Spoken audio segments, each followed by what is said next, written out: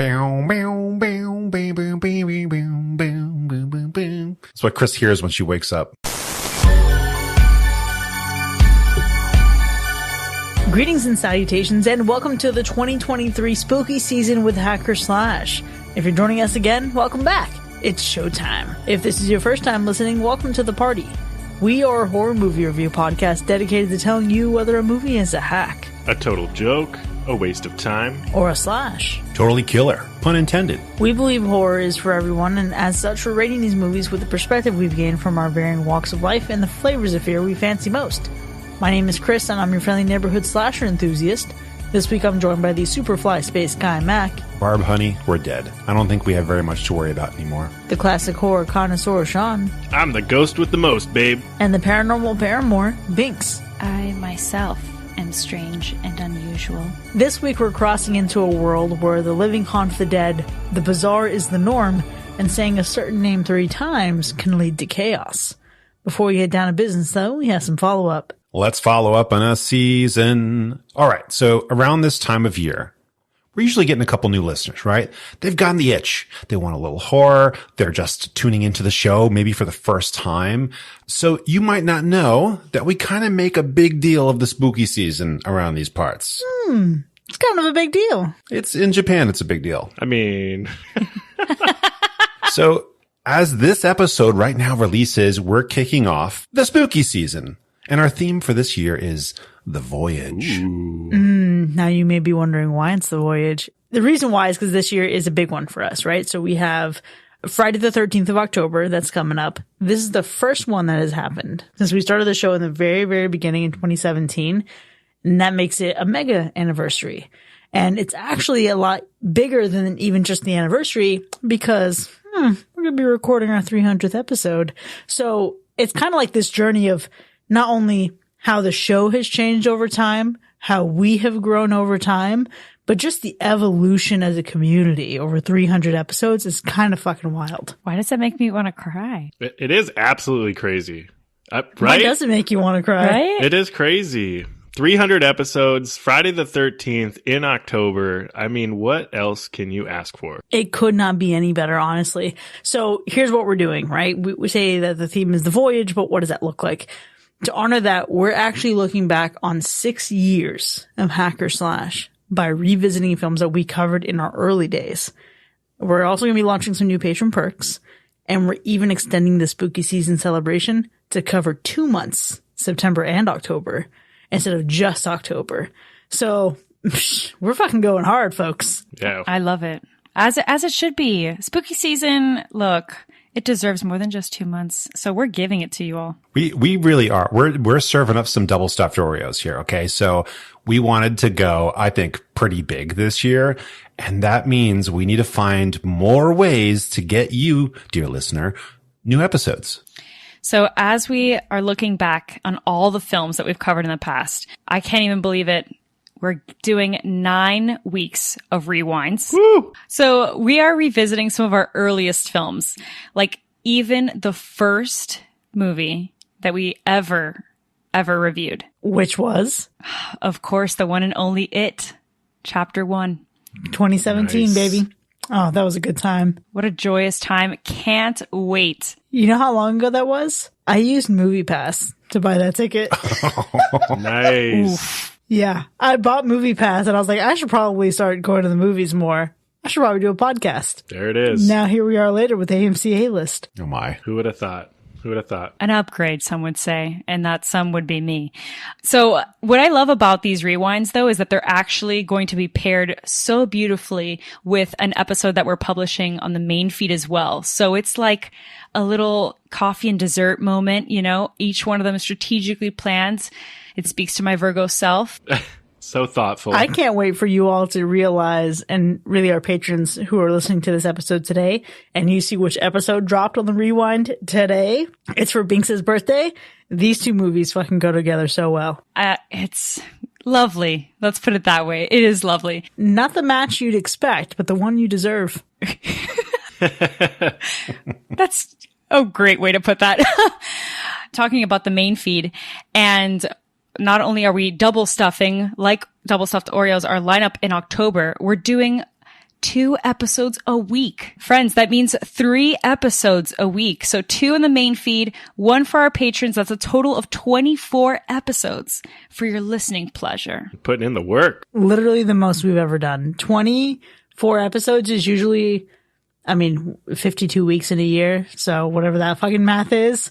We usually do 52 episodes in a year, and we're doing 24 just in 2 months because we love you. Wow. I expect everyone to listen until their ears bleed, though. Yeah. all that work. Just if you're working from home and you don't have to be on a meeting, tune in.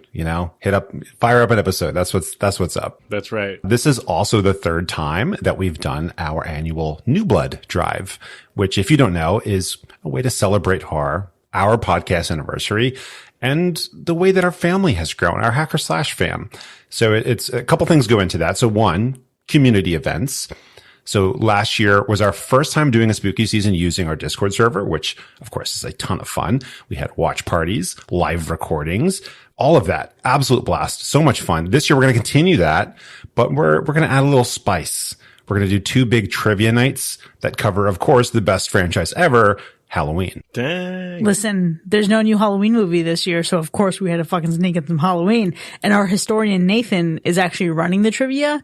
Oh my gosh, he sent me pictures of the grand prizes, and I need to win the trivia. Yeah. I'm not going to, because that would be fucked up, right? But I want to play the trivia to win these prizes because they're that immaculate for Halloween fans. Nathan always has insane prizes when we do Right. trivia nights or on the Discord as well. So, I'm excited. Ooh. Yeah. And honestly, I'm even just thinking back now. Last year, doing the spooky season for the very first time, Sean, your first episode ever was live on Discord, wasn't it? For the Munsters? I think so. Yeah, look at that. I think it was, yeah. Ah, it's going to be good. Folks, stay tuned to the events tab. You're not going to want to miss a single thing that happens in that Discord. It's going to be a party. Now, if we're having a big birthday like we're having this year, it's only fair that you get us all gifts. Just kidding. It's only fair that we get you gifts, right? So for the last few years, we've had these amazing special posters commemorating the anniversary. And this year, we're going to do it again. So every new member who signs up for our premium tier between the 1st of September and the 31st of October and sticks around, guess what? You're going to receive your very own print. Wow. Yes. That is, Nice. hey, Being that's pretty cool. Sean, how does it feel to be on a poster for the first time? I am pumped. I am so pumped. On a poster, I feel so legit, so official. Right? So honored, Yeah. Hopefully somebody frames it, puts it up on their wall, maybe their living room, so everyone can see it. Some of the past ones have already been framed, and we've gotten pictures of what they look like. It's pretty good. That's awesome. Wow. That's awesome. Oh, that's so sweet. Here I am like, I guess it's just going to be my mother that's framing the poster. Literally, no. Sometimes people sign up just for this. Wow. I love it. Sean, we're home decor. Right? Look at that. Who would have thought? Who would have thought? So cool. So right underneath the Live, Laugh, Love sign, the Hacker Yes. Slash poster. Yeah. Obviously. That should be the tagline for the poster this year. Live, laugh, love in these conditions. Both of those things. Well, that's not all though, because again, if you're new, you may not know about something. So we're going to tell you a little bit about it. It's our free sides. Oh yeah, I got to tell you, just so y'all know, if you're on the fence of even kind of like becoming a member here, right? Let me just tell you about what I consider to be one of my favorite perks, one of the best perks that we give. And for those of you who don't know what I'm talking about, after every episode, our members are treated to a bonus segment that we like to call the B-sides. And in the B-sides, it has so much fun. We have everything from like random like banter as we, getting ready to get into the episode. There's bloopers, some hilarious comments that make me laugh out loud. If you don't know, before I jumped on to this podcast with you all, I was a listener. Okay. And I listened to, over 100 episodes driving to and from work every day. And these B-sides had me laughing out loud in the car at times. Some really great content, but sometimes we'll even go off on tangents and just go off the rails into some wild stuff. And there's just so much good stuff in there. And man, there's just no other way to experience how the other half of our members or our listeners live without checking out the free sides this spooky season. Oh, for sure. And now with 100% more After Dark content. Oh, yeah. I'm sorry. That's probably semi because of me.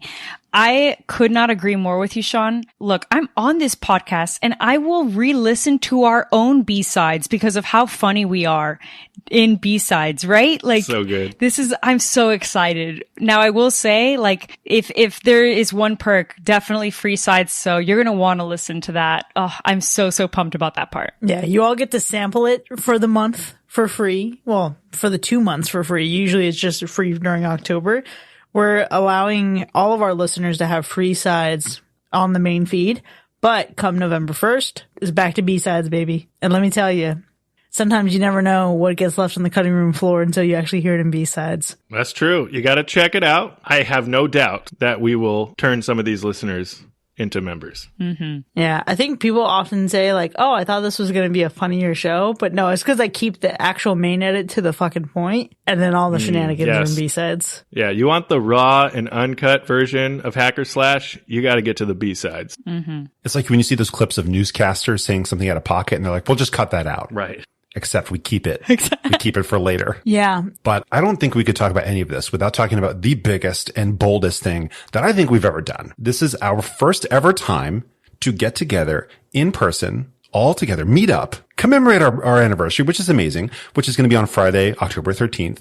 But we're going to do it in Orlando, Florida, which is cool, you know, with you, with listeners, with patrons. With all of you. I am both thrilled and intimidated. I think it's going to be lovely. Right? This is like pushing yourself out of your comfort zone for the sake of like helping something grow and expand. I know that folks have been asking for this in the past. I think it's so dope. I'm so excited. We're going to have a live episode recording. So we will be with you and you will be part of us recording our 300th episode of Hacker Slash. And then we're going to also have a mixer where we can all connect and spend time together, mingle, have fun.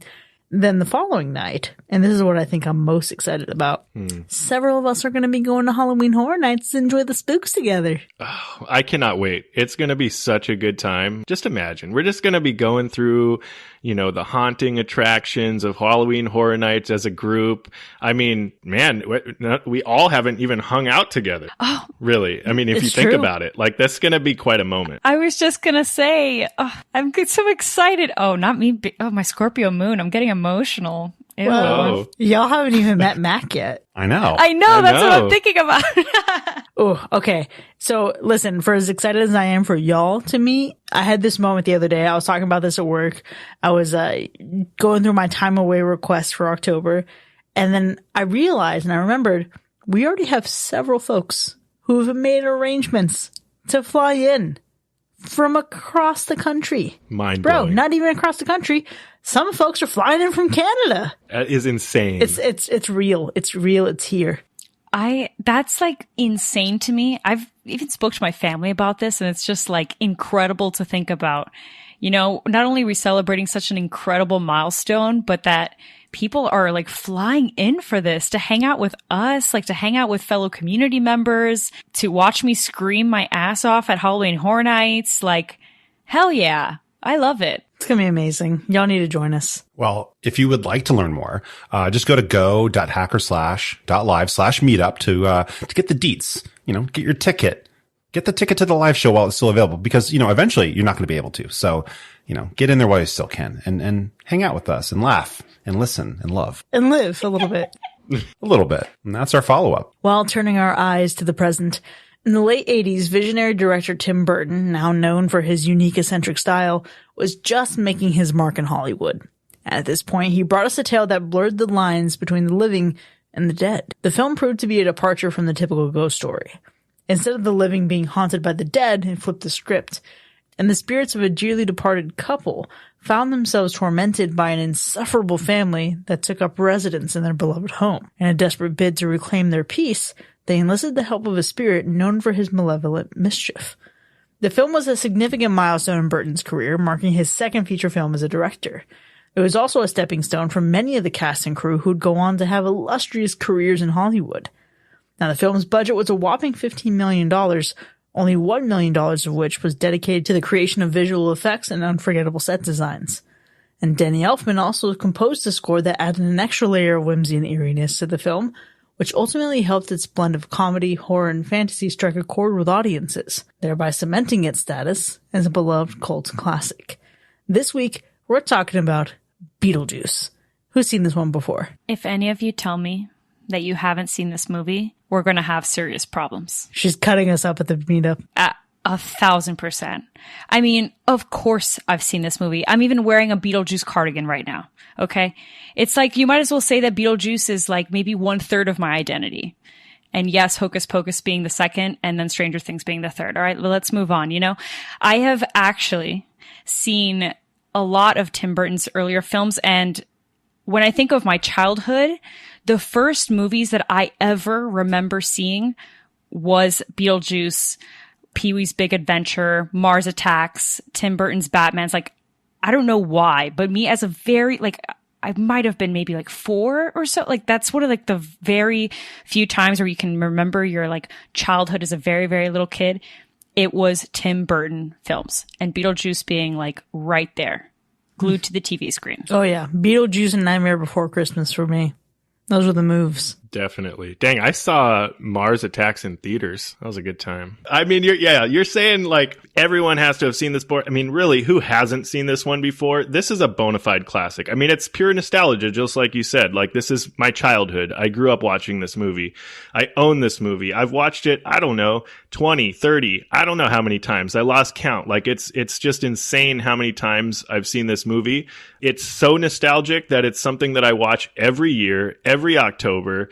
It's a classic. Like, how could you go wrong? I don't think you can go wrong, you know, watching this movie. I have seen it a bazillion times before. And like you, Binks, I've seen a lot of other Tim Burton stuff. I think if you're part of our generation, it's probably vital to your existence to have seen these movies, right? Like Edward Scissorhands, that just the aesthetic of that movie has lived with me to these days. I mean, Batman, like absolutely.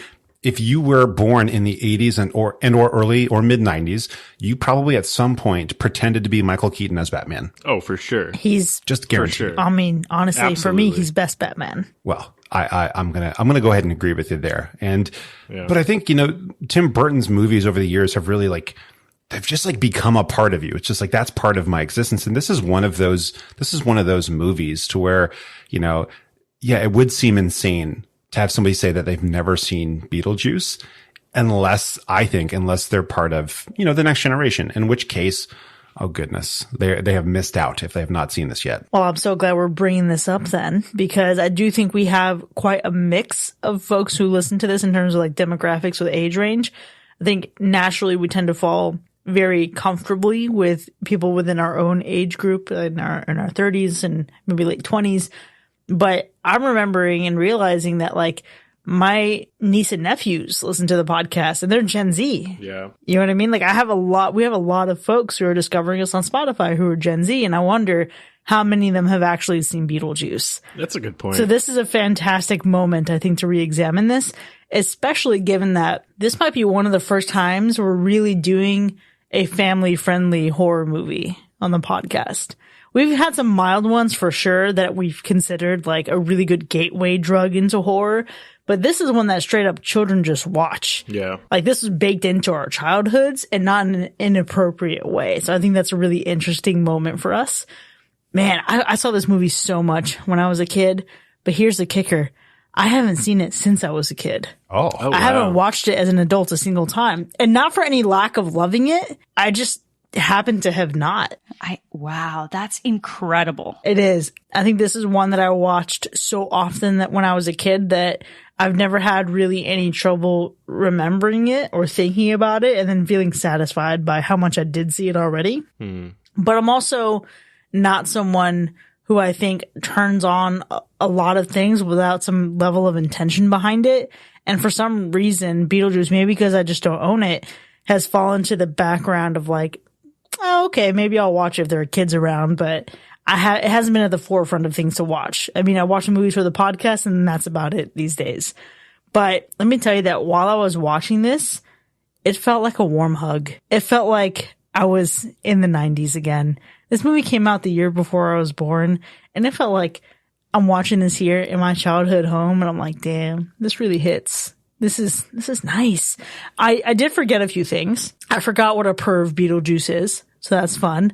I forgot how fucking amazing Winona Ryder's performance is. And I forgot how touching our central character's story really is when going into this. So I think there's a lot here that I found myself not only satisfied with from a nostalgia perspective, but also just satisfied with as an adult watching a movie that I enjoyed as a child and finding that it aged well. Yeah, I think you definitely hit it right on the mark with just the nostalgia. It's like the theme so far, because that is the feeling that I also got watching this film, was just tons of nostalgia from my childhood. I mean, it's just truly a comfort movie, right? For me. And the movie also feels fun. It's just fun. It's a good time. It's dark and zany. It's filled with tons of great one-liners and great humor, and it's not too raunchy, but it's just enough. And that's the whole point, right? Kids can watch it. Adults can watch it. It's just such a great thing. And it's just really hard not to have a good time watching this movie. And so the whole time, I'm just like a kid in a candy shop, like smiling from ear to ear watching this film. Absolutely. And I think it's just incredible. We've talked a lot about like how it's just resonated and for our childhood. I think it's incredible that this movie celebrated its 35-year anniversary earlier this year, and it's just as iconic as that exact day that it debuted. I think when I rewatched this movie, I too was like a kid in a candy shop. I mean, I'm smiling from ear to ear. I'm laughing. I'm in awe of this cast.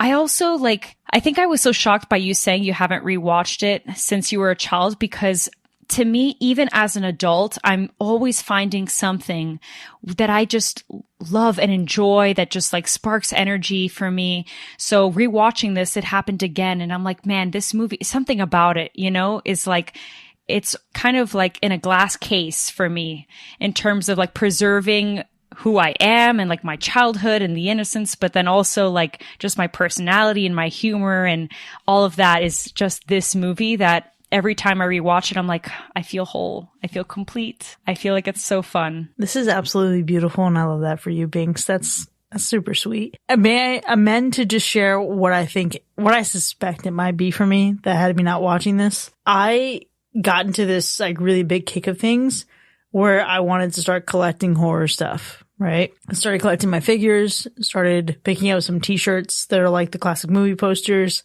really enjoyed that moment.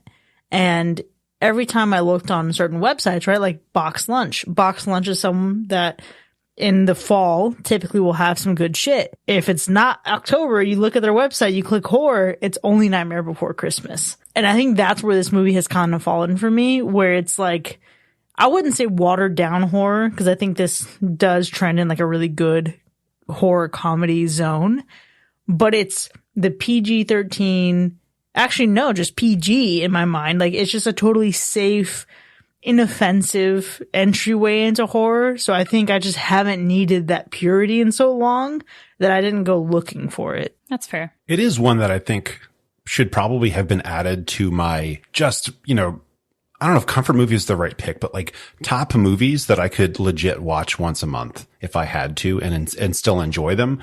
There's something about it. Sometimes movies people describe as classics, or at least classics to them. They're kind of like a museum piece, and you can watch them and you're like, oh, interesting. Like I have to consider the context. I need to know when the movie came out. I need to know the social, situation at the time and consider all these things. And I can then enjoy it. And it feels kind of dead. It's like a dusty book, those movies. This movie, considering the subject matter while watching it, I realized this movie is so alive. It is so insane how much like vibrancy there is to this film, whether it's the set or even just like the people, the wardrobe, everything. There's color in places that you wouldn't expect given the subject matter. And there's a lot of, I don't know, it's like juicy, right? The acting is a lot of fun. The dialogue, everything about it is such a movie full of life. And while you're watching it, maybe that's why it's so comforting. It's like it's dealing with such a kind of a dark, morbid topic, but at the same time, it brings so much life to that. It really makes the afterlife seem, pretty damn alive. We'll say that. But yeah, there's just something about it when you watch it where you don't feel bad. Even when the situations happen in the movie where you're like, in normal movies, I would feel really depressed right now, but I don't. It's okay. It's all going to be fine. That's so interesting that you say that, because even now I'm thinking back to like earlier this year when, I mean, I think in some ways we all have, but especially Chris and I, like we had some close deaths in the family. And so, man, I rewatched this movie and I'm like, the concept of that, like you just explained right now, Mac, like I felt like it was comfort, it was fun. And you would think in another context, it still would be a little too much too soon.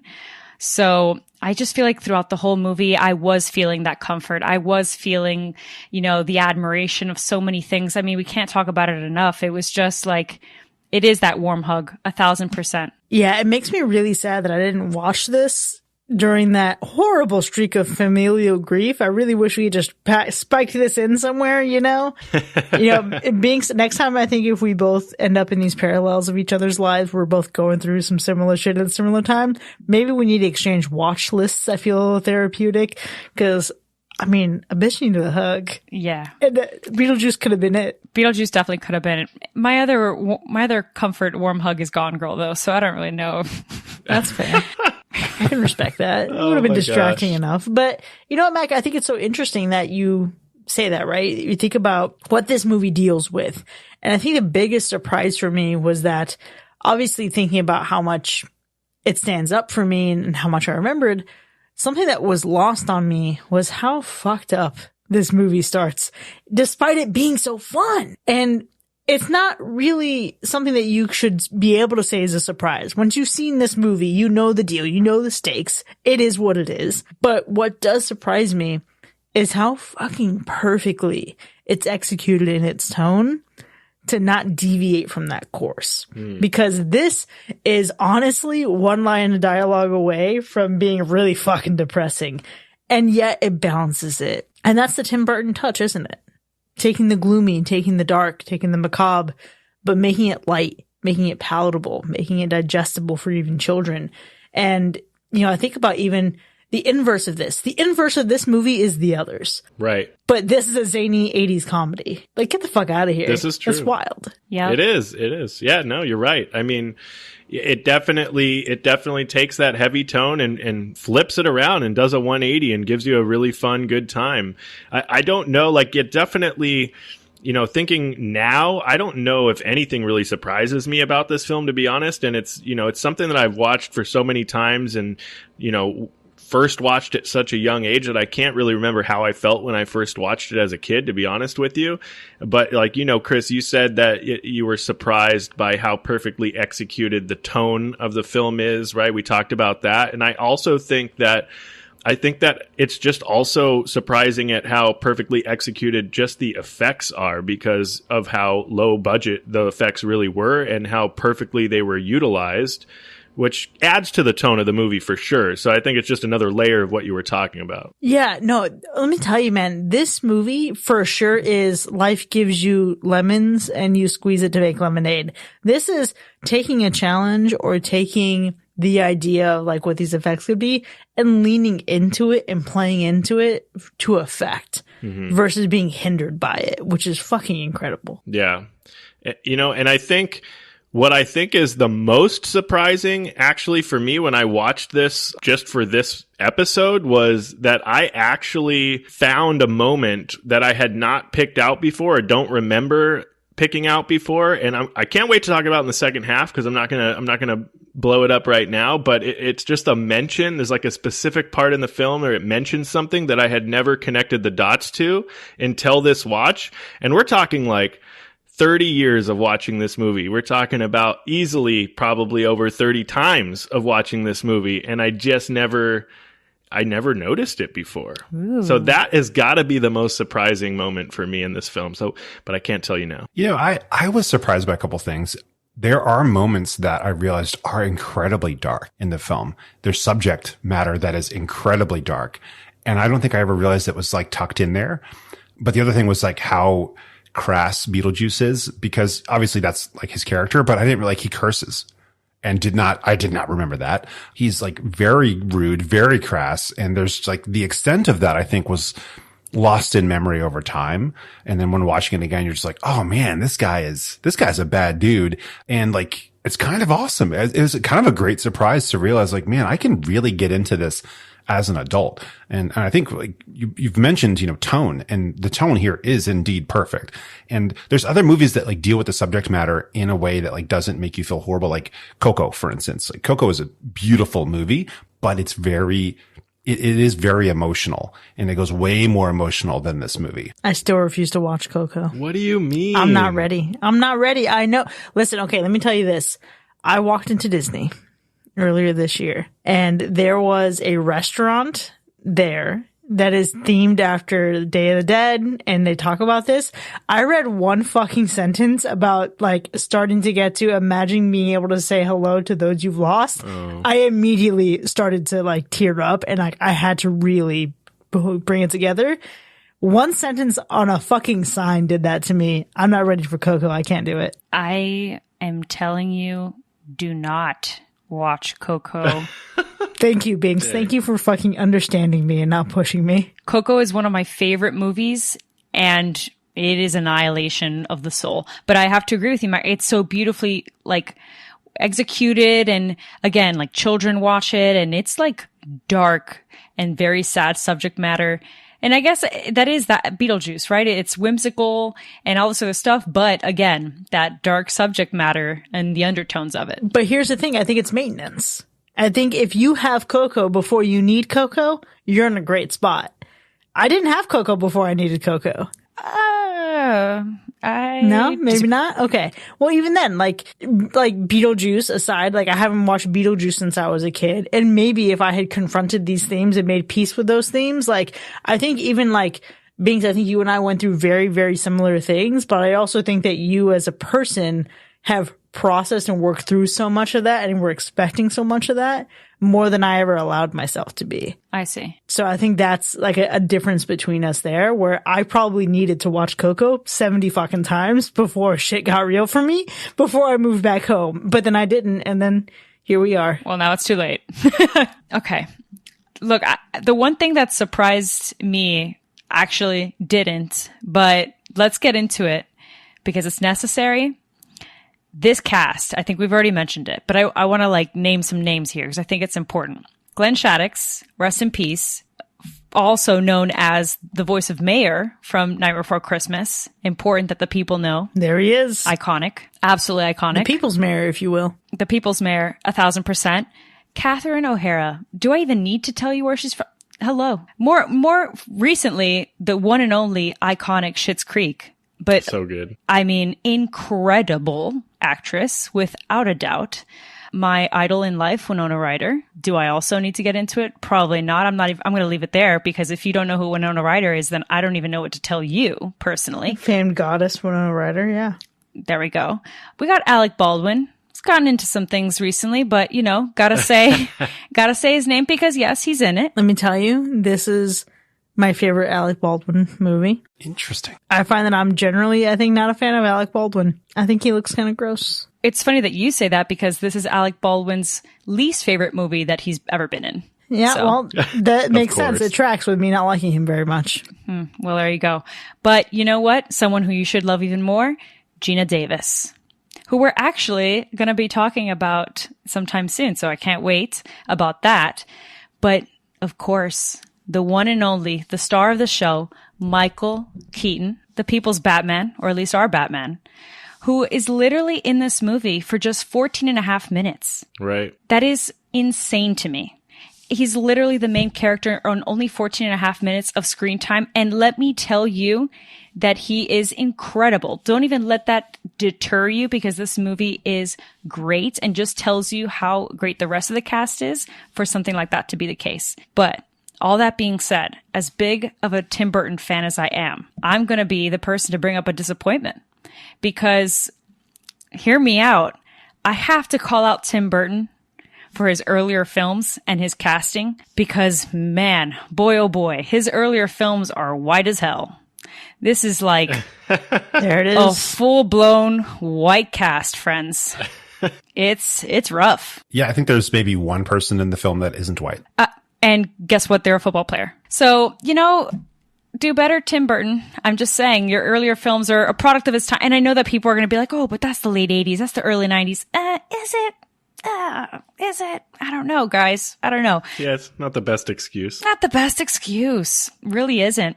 But yeah, I'll be the first one to say it. I love Tim Burton, but damn. There is something very unsurprising about this movie, though. And I think it comes from us having seen it, a plethora of times. And it's not really a scary movie for us. But I think if you're a young enough child, watching this for the first time in, maybe when it came out or maybe when you got it on VHS or something, like you could probably get a little spooked because there's some topics, there's some visuals in here that are pretty extreme. I doubt adults will typically find this scary, but you never know. Hold on. A counterpoint. You don't think that the bureaucracy of death is something to be afraid of? Oh, at this point, we have to be used to it, right? No. This whole movie screams DMV. Honestly, death is supposed to be a sweet, sweet release. I don't want more paperwork after I die. I think that is a frightening thought.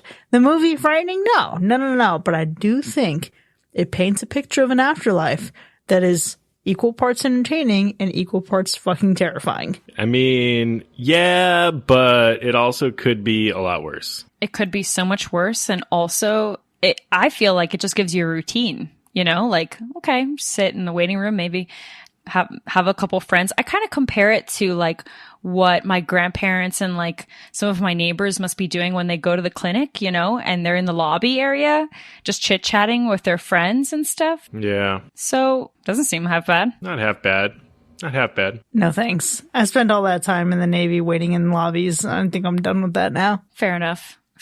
Well, all right. So I have to agree with Mac though, because I think to some, especially like adults, maybe you're not going to be as intimidated or scared by this. Although the prosthetics and like costumes and makeup, special effects, all that could kind of get you a little bit. I agree that there are definitely some things that are like, ooh, that's a little weird. But I wouldn't put it anywhere in the caliber of scary. I mean, there is a reason why this movie is like a family friendly ish type horror comedy. Yeah, I mean, I guess I can see that. I mean, I don't know. I'm just trying to think back because I was born in 87. This movie came out in 88. And so naturally, I probably watched this at a really, really young age in the early 90s. And I'm just obviously really hard to remember that far back. And I just don't remember ever being scared of this film. I do remember being scared of a lot of other things, but I don't remember being scared of this film. I remember really having a good time. So I could see maybe there's some kids out there that might see some of the visuals in this film and maybe it sticks with them and it's a little bit frightening to witness.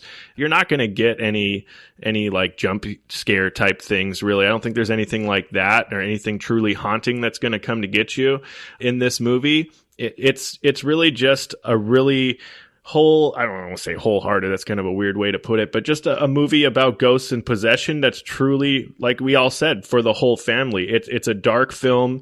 Yes, it has a grim story, sure, but it just the way it's done just makes it feel fun. So it doesn't feel frightening at all. So I don't think you would really find, or your average viewer would really find yourself scared anywhere during this movie, but you will have a good time. I promise you that. And I think this is so interesting to consider. It's a good time, yes. And I think it's a good time because of its approach, as I mentioned earlier, as a zany 80s comedy. I think it's more original the more you think about it and the older this movie gets. But then when you think about it in a time capsule of what it is, like, yes, it's a unique movie. Sure. But this is also, again, one of Tim Burton's early films. It has a certain level of familiarity to it. And I think family-friendly ghost movies is not something that we haven't seen before. But this is a very interesting experience for me. But the more ghost movies we get, the more I feel like this one stands out on its own. Which is usually not how that works. Usually it comes after something and you think, damn, it really did something well. And yet this predates so much of what we consider to be a good ghost movie. And it's out here making the others look like chump change. Yeah, I mean, look, I don't know about making the others look like chump change, but it's just a better feel. I think this has to be an original film when we talk about original films, because it tells you a ghost story from the other side before any other movie that I can recall really did something like that. I think even Tim Burton himself said something along the lines of this film being like a comical version of The Exorcist told from two dead people's point of view, right? And so, yeah, you can have hints of different things, but I don't think anyone had ever done anything like this, even just from the story aspect, let alone the visuals and the zany different approach that was taken to make this movie come alive. So if there was an original movie that we're going to talk about, I mean, this has got to be up there with originality. Damn. Ghost was in 1990, 2 years after this movie. Right. But one was Ghostbusters. No, I'm kidding. Casper? No. Yeah, but we're talking about, Casper was 92, 90 something. But yeah, I don't think you can compare this to another. You can compare it like in relation to other movies in terms of like how different it is.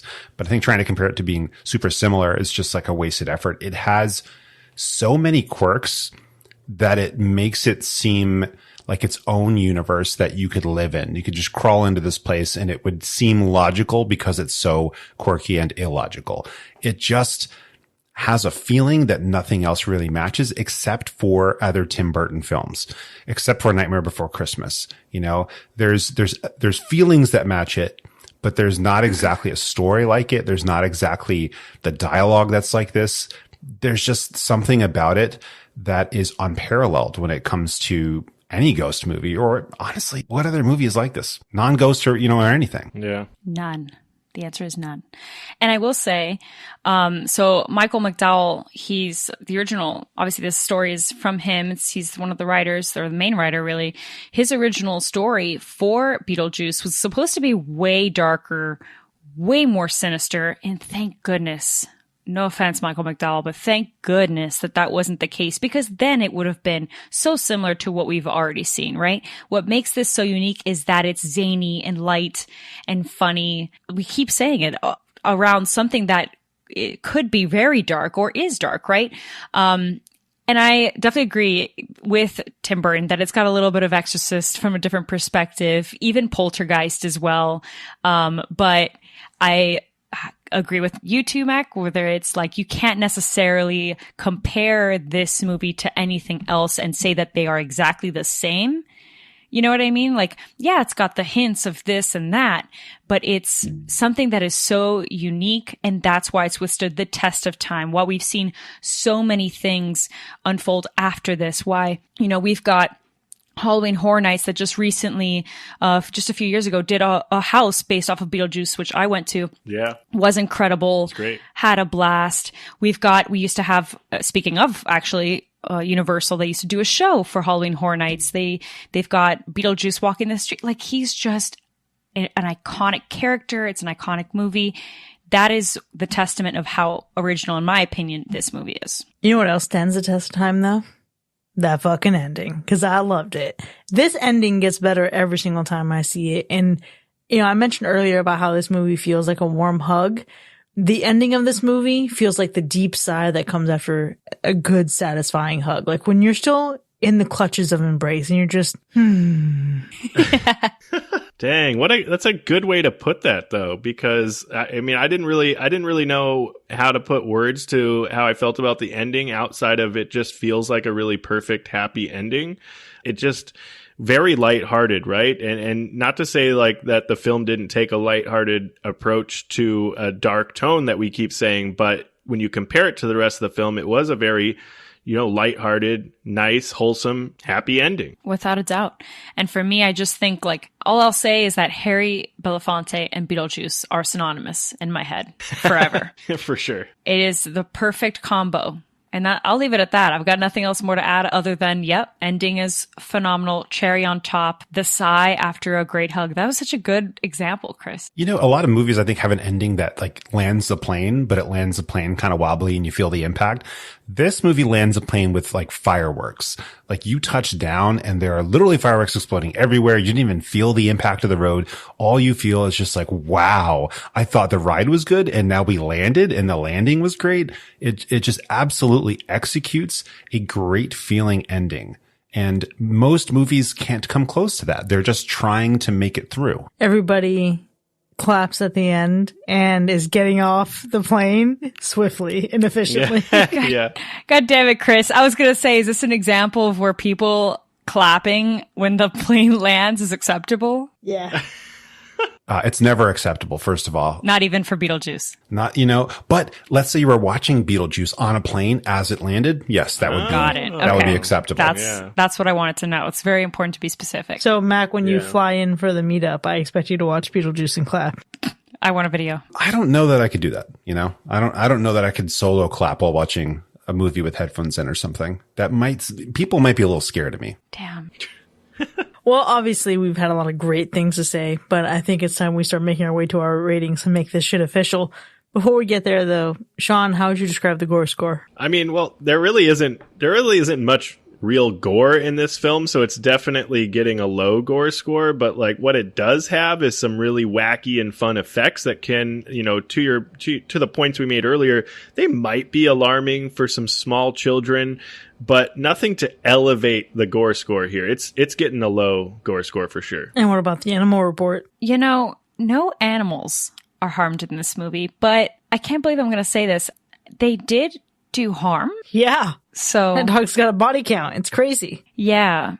So that's where I leave this animal report. It's a unique one this time around. The collector would not be happy about this film. No, not at all. He would not. Well, let's go ahead and get into our ratings then. Beetlejuice from 1988, in commemoration of Binks's birthday. Was it a hack or a slash? Yeah, you know what? Let's do it. You said it. Let's get the obvious out of the way. This is obviously a slash for me. But we're going to humor me on the eve of my birthday so that I can get into one of my favorite movies of all time. To quote Beetlejuice, actually, I've seen Beetlejuice about 167 times, and it keeps getting funnier every single time I see it. Okay? This movie is a fun time from start to finish. It's incredibly quotable, obviously, and quite frankly, look, bold take I'm about to make, but I feel like I'm right. It's one of the most iconic films of the 80s, one of the best movies of the 80s, and yeah, I mean, fight me on it. I don't know. I think that's true. I think that this movie is so fantastic to have on the background. It's fantastic to sit and watch while being with friends. It's fantastic when you're feeling down and just want to dance around to Harry Belafonte's jams to get out of a funk. Because I know I've been there and I can promise you that. So I'll stop there because I can quite literally go on forever. So once more for good measure, this is an absolutely, no doubt in my mind, a fucking slash. Woo! Okay. Spicy. Well, I mean, dang. Yeah, there you go. I'm sure you can guess the direction that this scoring is going to go I would hope for all of us, but definitely for me. The story in this film is great. It's a classic horror comedy that, it still stands up today. It might have even gotten better, I dare say. Some would say it ages like fine wine. The cast and the acting is great. It's the zany low budget effects make it even better. Michael Keaton as Beetlejuice is chef's kiss. Tim Burton is truly a visionary. It really shows in this movie. You can't help but to really appreciate the creativity that the mind of Tim Burton has and how he's able to translate that to the screen. This film has cemented itself in the horror genre and has really become one of my favorite films of all time. This is a forever slash for me. Wow. What else can you say? Honestly, Beetlejuice is an absolute classic. I think everything about it's fantastic. The actors are at their peak. The visuals are bright and fantastical. The music is like an instant core memory when you hear it. The pacing is perfect. And the story is solid. It is just a 100% slash. Well, listen, I don't want to stop a good thing while it's going. This movie is definitely a slash. I'm disappointed in myself for not having watched this more recently. And I do think that perhaps if I had, continued watching it into my adulthood, maybe I could have done some better processing in preparation for losing people in life. I think this movie paints the afterlife or paints, just coping with death in a really interesting way, in a way that takes the edge off, in a way that really would have cut through a lot of the grief that we had earlier in the year. And I think what stands out to me the most from this movie in particular is the fact that while I didn't watch it into my adulthood, I think it has cemented itself as a movie I'm going to show my kids. Like, this is a great pairing with Nightmare Before Christmas, which again is a perfect November 1st to December 25th movie. But I think it pairs itself really nicely with that and is actually going to be the foundation of like a horror collection that I build for my future children. I don't know how many pure wholesome movies we're going to be doing on this show, but this is a great way to kick it off with a Universal Slash. Now, you can find this movie streaming online. You can check the link in our show notes to see where you can find it right now. Either way, join us in the second half so we can unpack this goodness together. We'll see you in a bit.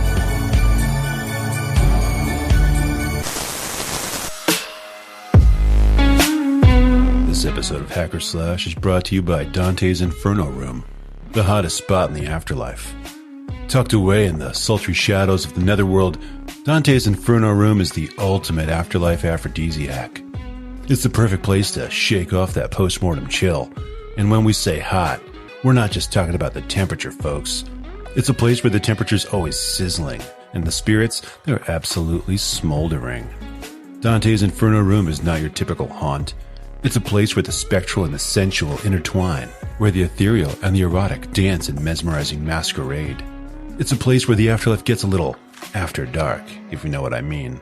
Whether you've been on the other side for a moment or a millennium, Dante's Inferno Room is the place to be. Savor a phantom cocktail at the bar, or sway on the dance floor with the most alluring apparitions you've ever laid eyes on. And don't worry about the dress code. In Dante's Inferno Room, it's all about feeling comfortable in your own ectoplasm. And for all you sleazy poltergeists out there, don't forget about our witching hour between midnight and 3 a.m. with deals so good it might just make your heart stop again. Looking for a little more thrills and chills? Join the VIP experience in Lydia's Dark Room for an experience that is guaranteed to raise something from the dead. So when you're feeling a little too mortal, remember, Dante's Inferno Room is waiting, because in the afterlife, the party's just getting started.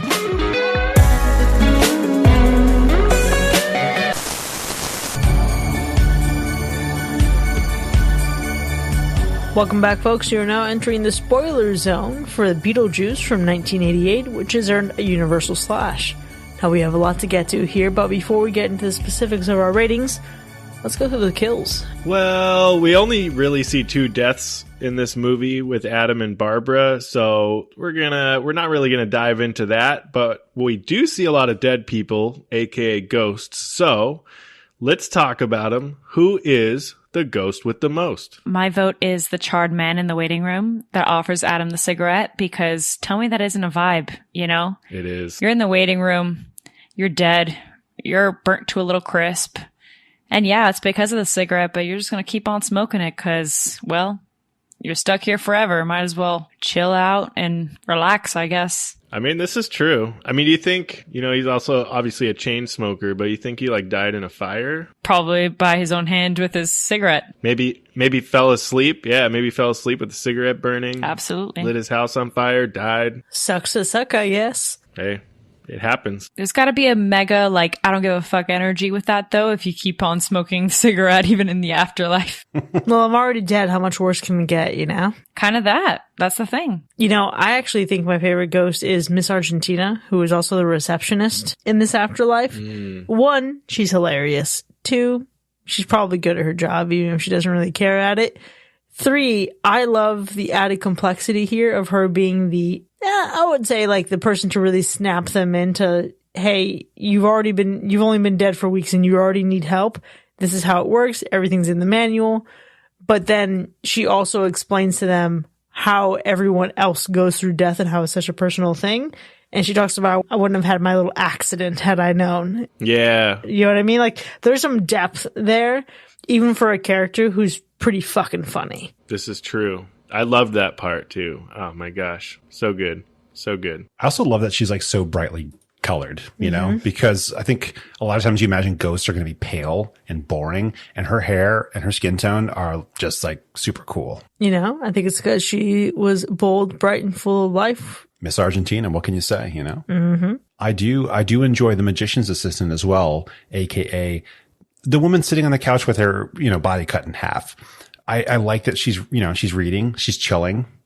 It's kind of, I don't know, it's kind of silly because you would imagine, magicians would never risk their assistance with actual sharp objects here. And it's well, what if they actually did and things went wrong and now she has to pay the price forever and, for all eternity and everything. But I don't know, I just love the attitude that she has when Beetlejuice is being disgusting and she ain't here for it. She's not going to deal with it. Yeah, she's not having none of that. I don't know the name of the dude, but the guy that looked like he swallowed like a rib and it got caught sideways in his neck or in his throat or whatever, and likely just choked and died on that. Man, that sucks, you know? I don't know why that rib went down his throat. I don't know how you eat ribs, but I definitely don't try to swallow them, you know? But man, what a way to go. Yikes. What about Juno, though? Juno was interesting, right? She chain smoked too. She was great. But it didn't look like she died from smoking. It looked like somebody slit her throat. You know, Juno's been through some shit. And let me just tell you that all these ghosts are working so hard in the afterlife. They're dealing with people's bullshit. They're dealing with the paperwork of it all. I don't blame them. Yeah. I'd be over that shit too. But it was really cool when she is smoking, though, that the smoke is like exhaling through her neck, which I thought was a really good touch. Yeah, it's a great touch for, I don't know, like consistency purposes or like just like how it should work. But man, is that like disgusting. I guess Harry the Hunter, you know, with the shrunken head, I think iconic. That's another memorable one. Especially as a kid, I was like, whoa, that's very odd to see. Definitely. Without a doubt, obviously. That was a pretty memorable one for sure. That one sticks with you, like when you think of the whole scene, like that's one, maybe because they focus on it the most, but definitely sticks out. Him and the witch doctor. Oh, yeah. Oh, man. And also the football players, they were so sweet. I mean, they were so annoying to Juno, but at the same time, like, you know, they just wanted to know what's good, coach. Like, what next? You know what that reminds me of, though? A sequel to Beetlejuice could have the alternate version of if the entire cast of Yellow Jackets actually died in the plane crash. Okay. Buzz, buzz, buzz. Okay, though. Okay. But now that we're talking about, like, the ghosts, right? And all of these ghosts that we're talking about are in this, you know, waiting room. You're talking about Yellow Jackets and planes crashing. The one thing I was talking about earlier that I didn't catch until this watch for some reason is that there's a moment when they're waiting, Adam and Barbara waiting, and like that PA announcement goes off and it literally says Flight 409 is like arriving at gate 3. And Flight 409 is like an infamous United Airlines plane that crashed somewhere in like Wyoming back in 1955. And every single fucking passenger died on that plane, but nobody knows how or why it went down. Oof. Which is interesting that they kind of threw that in there so subtly. And I, in 30 years, didn't catch it until just now. Yeah, the next movie is going to have Flight 180 from Final Destination. Oh, nice. Obviously, I'm full of shit, but it'd be fucking hilarious.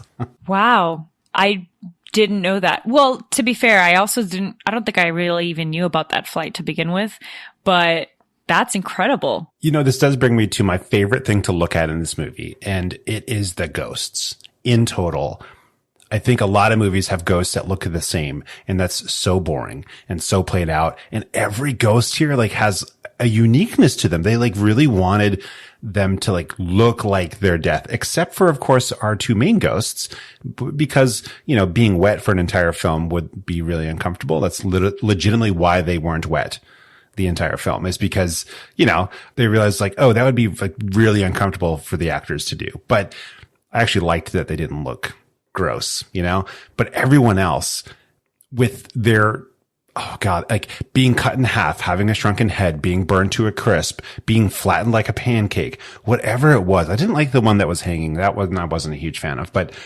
I just love that everyone was super unique, super independent. They all had their own character expressed in their costume. What a brilliant idea. Absolutely. I mean, there's a reason that this film won an Oscar for its makeup work, because it's just so freaking good. So good. So memorable. You mentioned costumes. I think that's my favorite scene, because there's no way on this planet that I will ever think of a red dress, an elegant, like 80s, 90s type of vibe, you know, wedding dress, and not think of Lydia's red wedding dress. Like, that's just seared in my head. Honestly, all of Lydia's costumes are out of this world phenomenal. I think the one that resonates with me the most, that is just like so my energy, is her with the with the big hat when she's first taking the pictures outside. That whole outfit is like, oh, it's just chef's kiss. So, so good. And one thing I'll say, another thing that like, it's not just me. This is just a why don't think. Tell me that you don't think of white and black stripes, and maybe you think of a zebra, but you also probably think of Beetlejuice. 100%. I think of three things and three things only before I even get to zebra. I think of Beetlejuice, Nightmare Before Christmas, and Elvis Presley's Jailhouse Rock. You missed me with the last one. Of course I did. Jesus Christ. But think about like how incredible that is. Just like two hues. I mean, literally white and black stripes. And you have like instantly thought of two movies. That's just incredible. It's just like a testament to the work and the costume design work and like what they imagined, the feel of these characters to basically create an entire brand that has lasted over 30 years just based off of white and black. Incredible. I can't. Oh, such good work. But the costumes for everybody Yeah. were Yeah. incredible. Like when Otho's on that little, I don't know, deck, and he's wearing like a kimono. Yeah. All right. First of all, you're fabulous. So we love that. But Catherine O'Hara is so stunning in this film, just an absolute work of art. And her costume, it's absolutely New York. When she first shows up, like decked out in black, and you're just like, oh, 100% New York. And then we see Lydia, of course, also wearing all black, but in a very kind of different way. It's just brilliant. Brilliant. And then, of course, the husband, the father, kind of looks like a finance bro, you know? He's got the button down on. You can tell that he works in an office. Have you ever seen two people more mismatched than these two people? Right. I mean, you know, it played well. It played well, I thought. Oh, absolutely. But yeah, they definitely were polar opposites from the way they looked to the personalities. Completely just opposites. How did that man contribute to the making of Lydia Dietz? I don't know. I was going to think of a response, but actually, yeah. Yeah. Exactly. That's true. I know.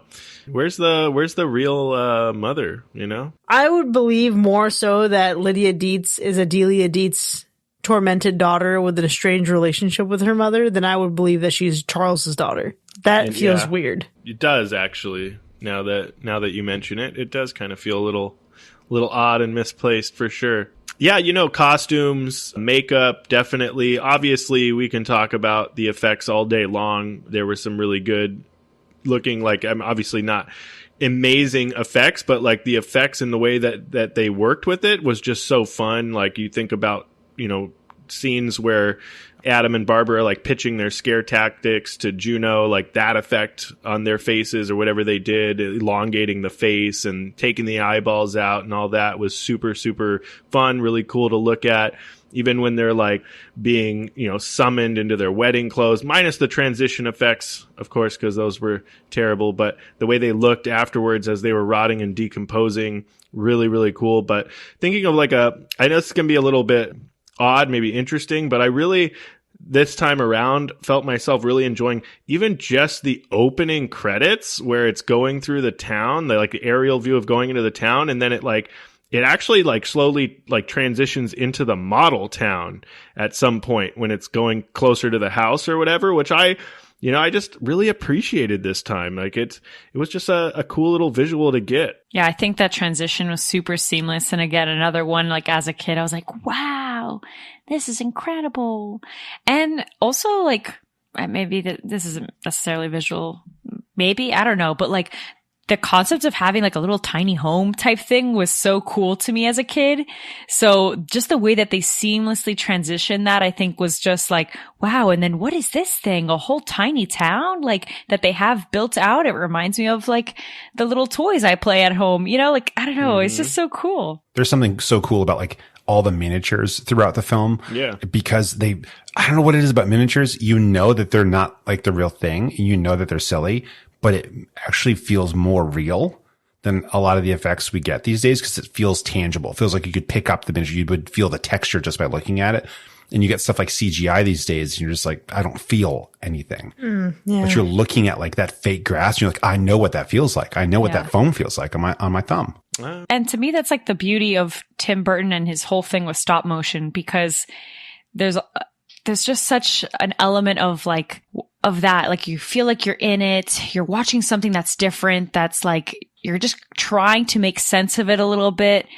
And that's with Nightmare Before Christmas. That's with Corpse Bride. That's with, all of these things. And even in Beetlejuice, where it's in few moments here and there, but that I think it's such a different thing that, man, why is there not enough stop motion nowadays? Well, I guess Wes Anderson definitely is another biggie fan of that. But yeah, I think now when we talked about obviously the sequel, but when we think of that, Bring it back. We got to do stop motion. I really hope so, because that's like the gem of this movie, or one of the gems. Obviously there's a ton, but like a big part of it is the visual and the stop motion. And like you were saying, Mac, like you just kind of like love the miniature stuff because you feel like you're there and you can tangibly like understand what that's like versus just seeing it on regular screen. Man, that was so much of what I think made this movie so special. And you really said it beautifully. It needs to make a comeback, and especially with Tim Burton styling in particular. And that actually shows up really well in my favorite scene. Man, I love the little nods we get and the groundwork that's laid and the foundation that's set for what's to come with Nightmare Before Christmas. Because, when we get this moment when Beetlejuice is finally emerging into the real world, where we actually see him do some shit, and we have a little Jack Skellington at the top of the carousel that's on top of his head. And we also see, at several points in the movie, the sandworm that was inspiration for the snake design in Nightmare Before Christmas. Yep. This style, this aesthetic, it comes to life so beautifully. And obviously you're watching this in 1988, and this is just a Beetlejuice thing. Maybe you appreciate it more in Nightmare Before Christmas, but I know that I saw Nightmare Before Christmas before I saw Beetlejuice. So it's always been like an Easter egg kind of sensation for me. But man, to see these two worlds coexist and to see these two aesthetics coexist in such a great moment where Beetlejuice, for as little as he's on screen in this movie, he shows up and he shows out and chaos ensues.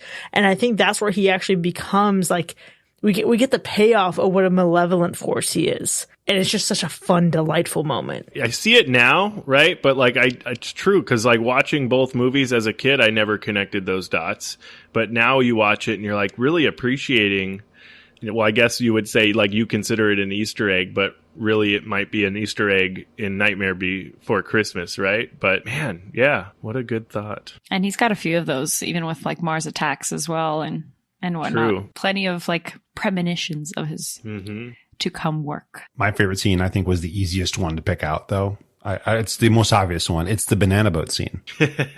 Yeah. Right? I mean, how can you not love that scene? It's so silly because when you're watching it, you can get into the movie and you could be like, this is kind of ridiculous, right? But when you think about it, it's like these actors had to pretend to be possessed while singing a Harry Belafonte song. It probably was so fun. Right? It had to have been fun to film that scene because they just got to be absolutely ridiculous. Yeah. And what's not to love about that? I wonder how long it took to like get that all the way through. Oh, that'd be cool. You know? Yeah. How many takes did that take? I would be the one to mess it up on purpose just to do it again. Just to keep going. I'm surprised that I feel like at one point in time I knew the routine. At this point, I definitely don't. But I wish I could go back in time and tell my younger self in the middle of a Sunday dinner, go and do that routine right now in the middle of dinner and see what'll happen. You can do that when you have kids. Oh, are you kidding me? When I have kids, that's ritual. Mm-hmm. You better shake, shake, shake, Sonora, okay?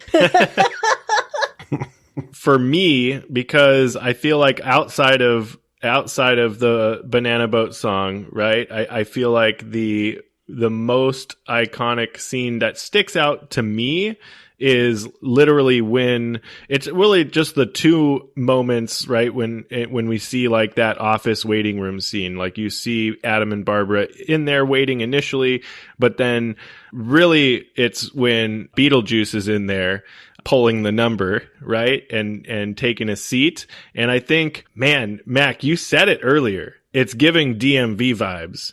And it's so fucking true.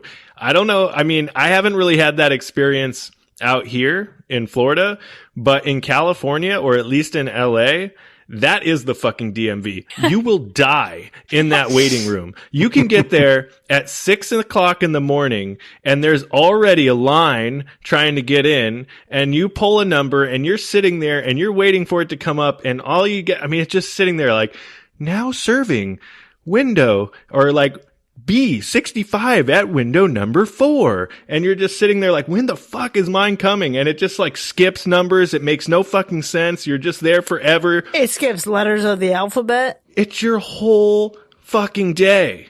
You just want to die. I had this 3 years in a row going to the local tax office in Miami and waiting to pay cash for our property taxes. It was a fucking nightmare.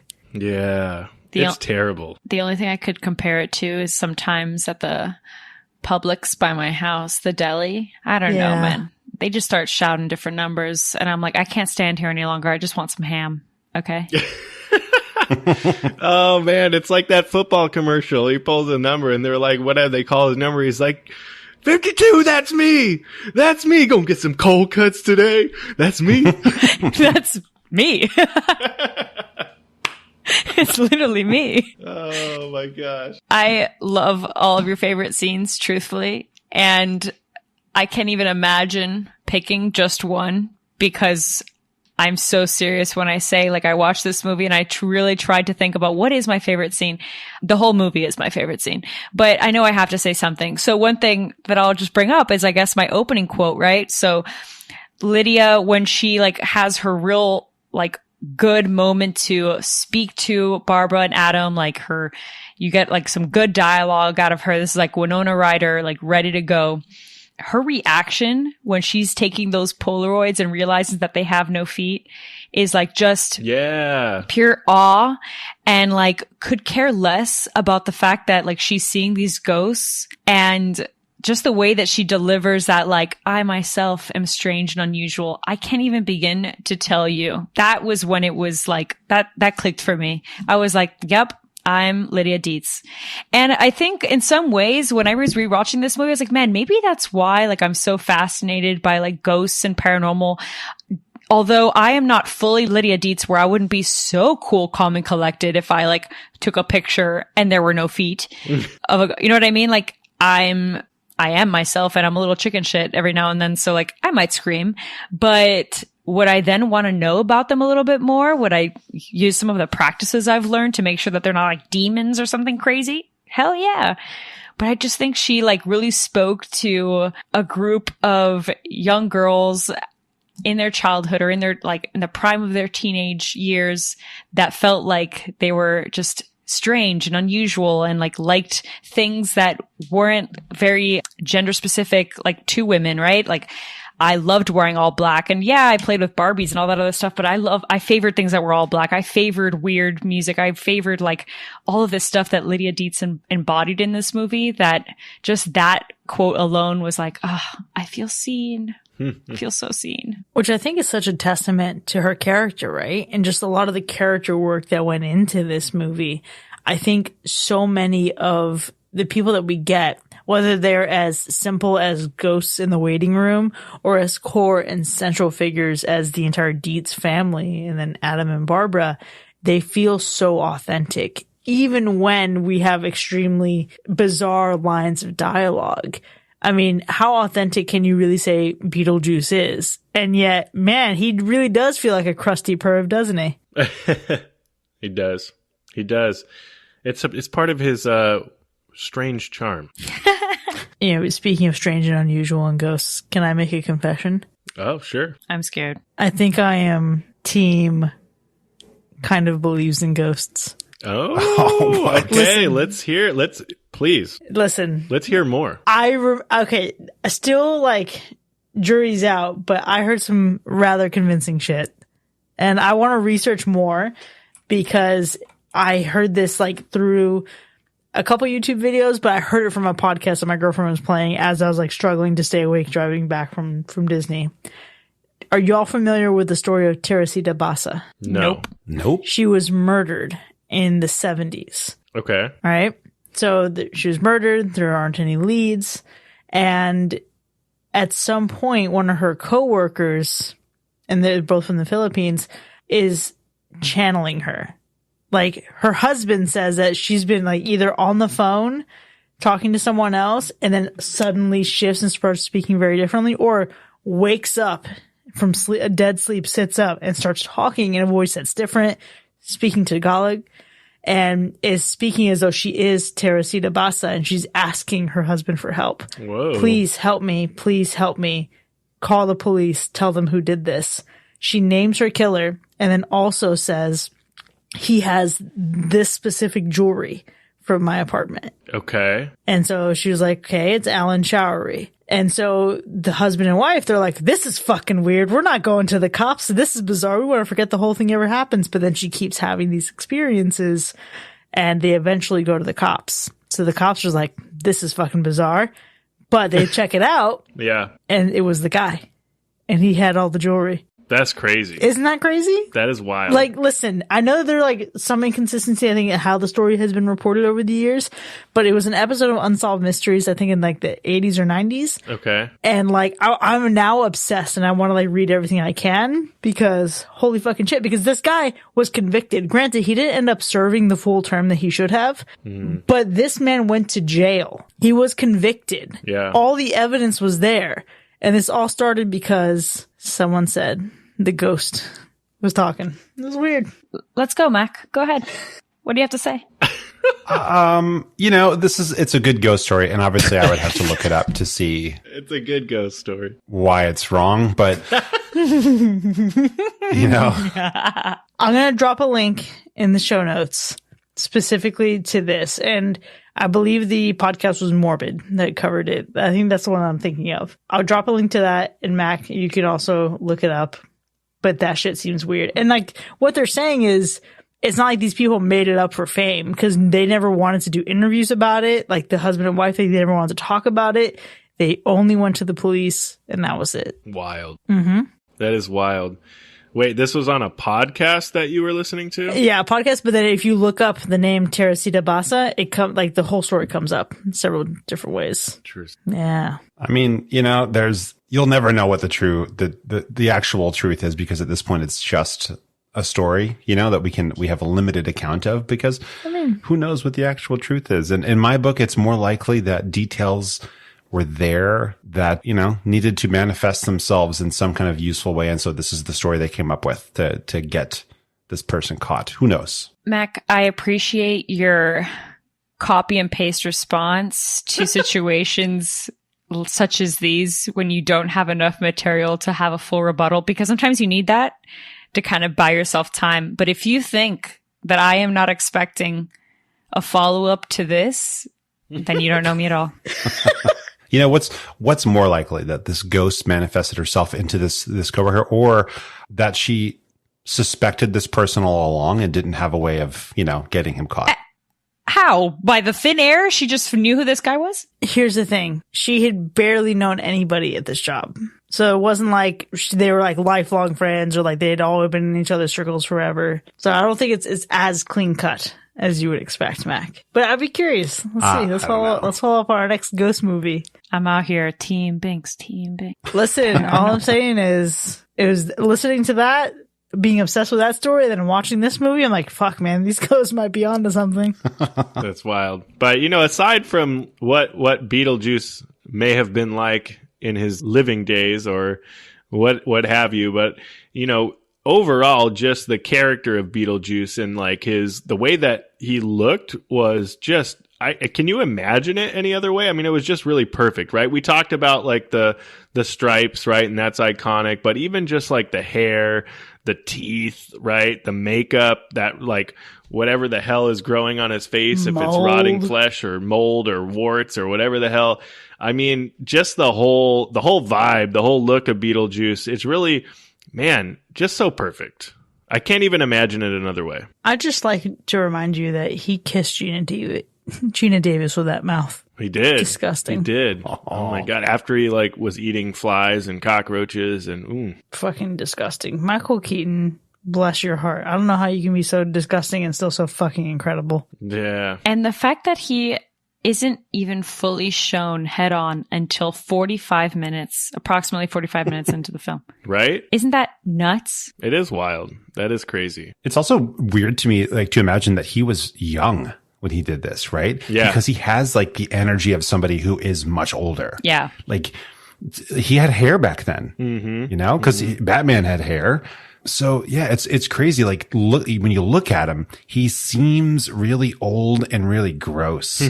And he honestly, I think, like, completely pulled it off. Yeah. The sounds he was making, the voices that he was doing, just that must have been like so much work. It must have taken so much energy. Oh, I'm sure.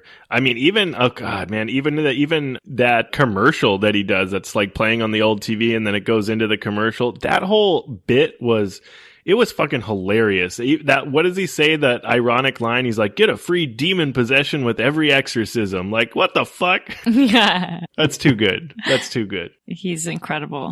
He really is. Another movie is about him, but I also just got to give a quick shout out to Adam and Barbara because, ooh, man, what stars. I completely forgot what a fucked up way this movie starts.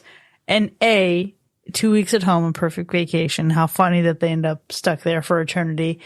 But when you think about the fact that there's this tension between them and Jane and the commentary on the family, and you never know, you know, obviously they don't have kids, but the dialogue makes it seem like they had tried. And who knows if it was the extent of just difficulties getting pregnant. Perhaps it was maybe that they lost a child, maybe that they can't conceive a child. So there's a lot of complexity there that doesn't even really get addressed. But either way, they have lives that are cut short. You know what I mean? It seems like unfinished business, a life unfulfilled. Not even just with not even like there was something that they needed to do, but it was very clear that they wanted that together. And they were going to do it within their own time. And they found their slice of happiness together and they were going to approach life as it unfolded.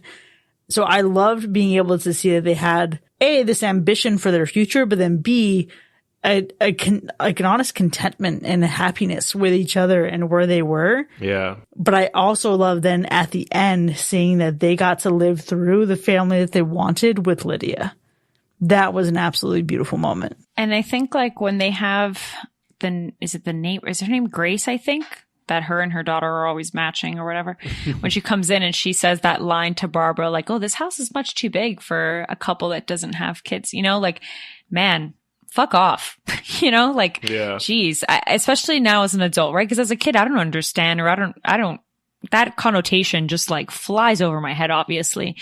But as an adult, I'm thinking to myself, like, man, how shitty is it to hear something like that? Like, I can't have a house that has more than one room or whatever, or like a house, however the hell big it is, just because I don't have children or whatever the case may be. Like, that's just so silly.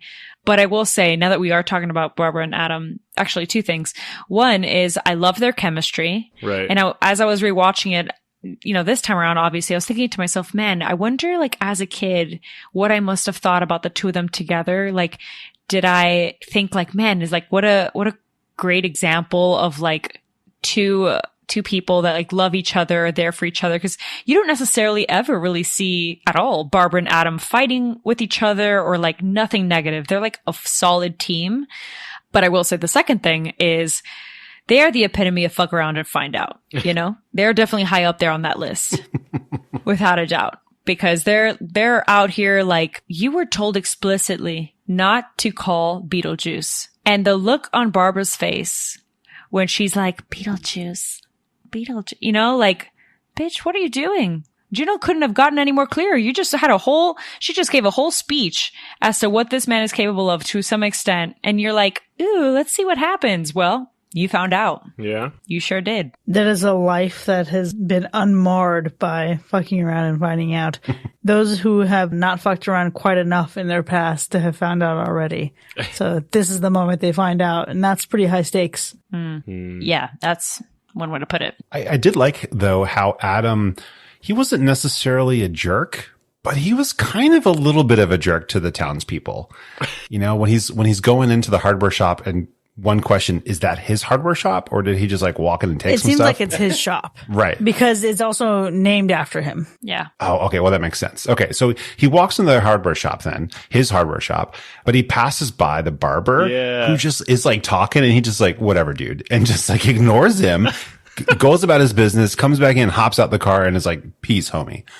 And that was kind of hilarious. Dude. It was funny. But the dude was talking the whole time. It was so funny. It was really funny, but it also goes to show that, like, for whatever it is that he and Barbara have been through, they still thought they had their whole lives in front of them. You know what I mean? That's what those little moments show. He is there on vacation. He just wants to get back to his vacation, get back to his house. And I think about so many of those moments, right? Granted, this barber may mean very little to him, right? So maybe if he knew this was his last day on earth, maybe he wouldn't have stopped to fucking talk to this guy anyway.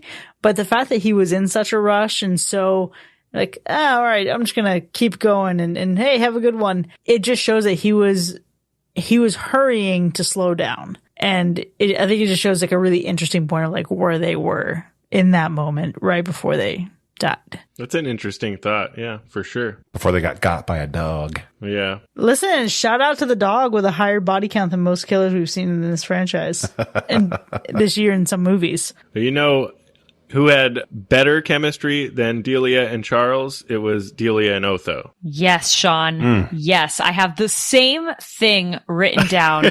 That is hilarious. Yo, shout out to the grand duo. Yeah. Otho and Delia are iconic besties. Yeah. Iconic. It was so good. Chemistry. Oh my gosh, rest in peace. I think he's such a great actor for this role. Like, oh, he did it so, so well. Yeah. And it's just like the energy that they play off of each other.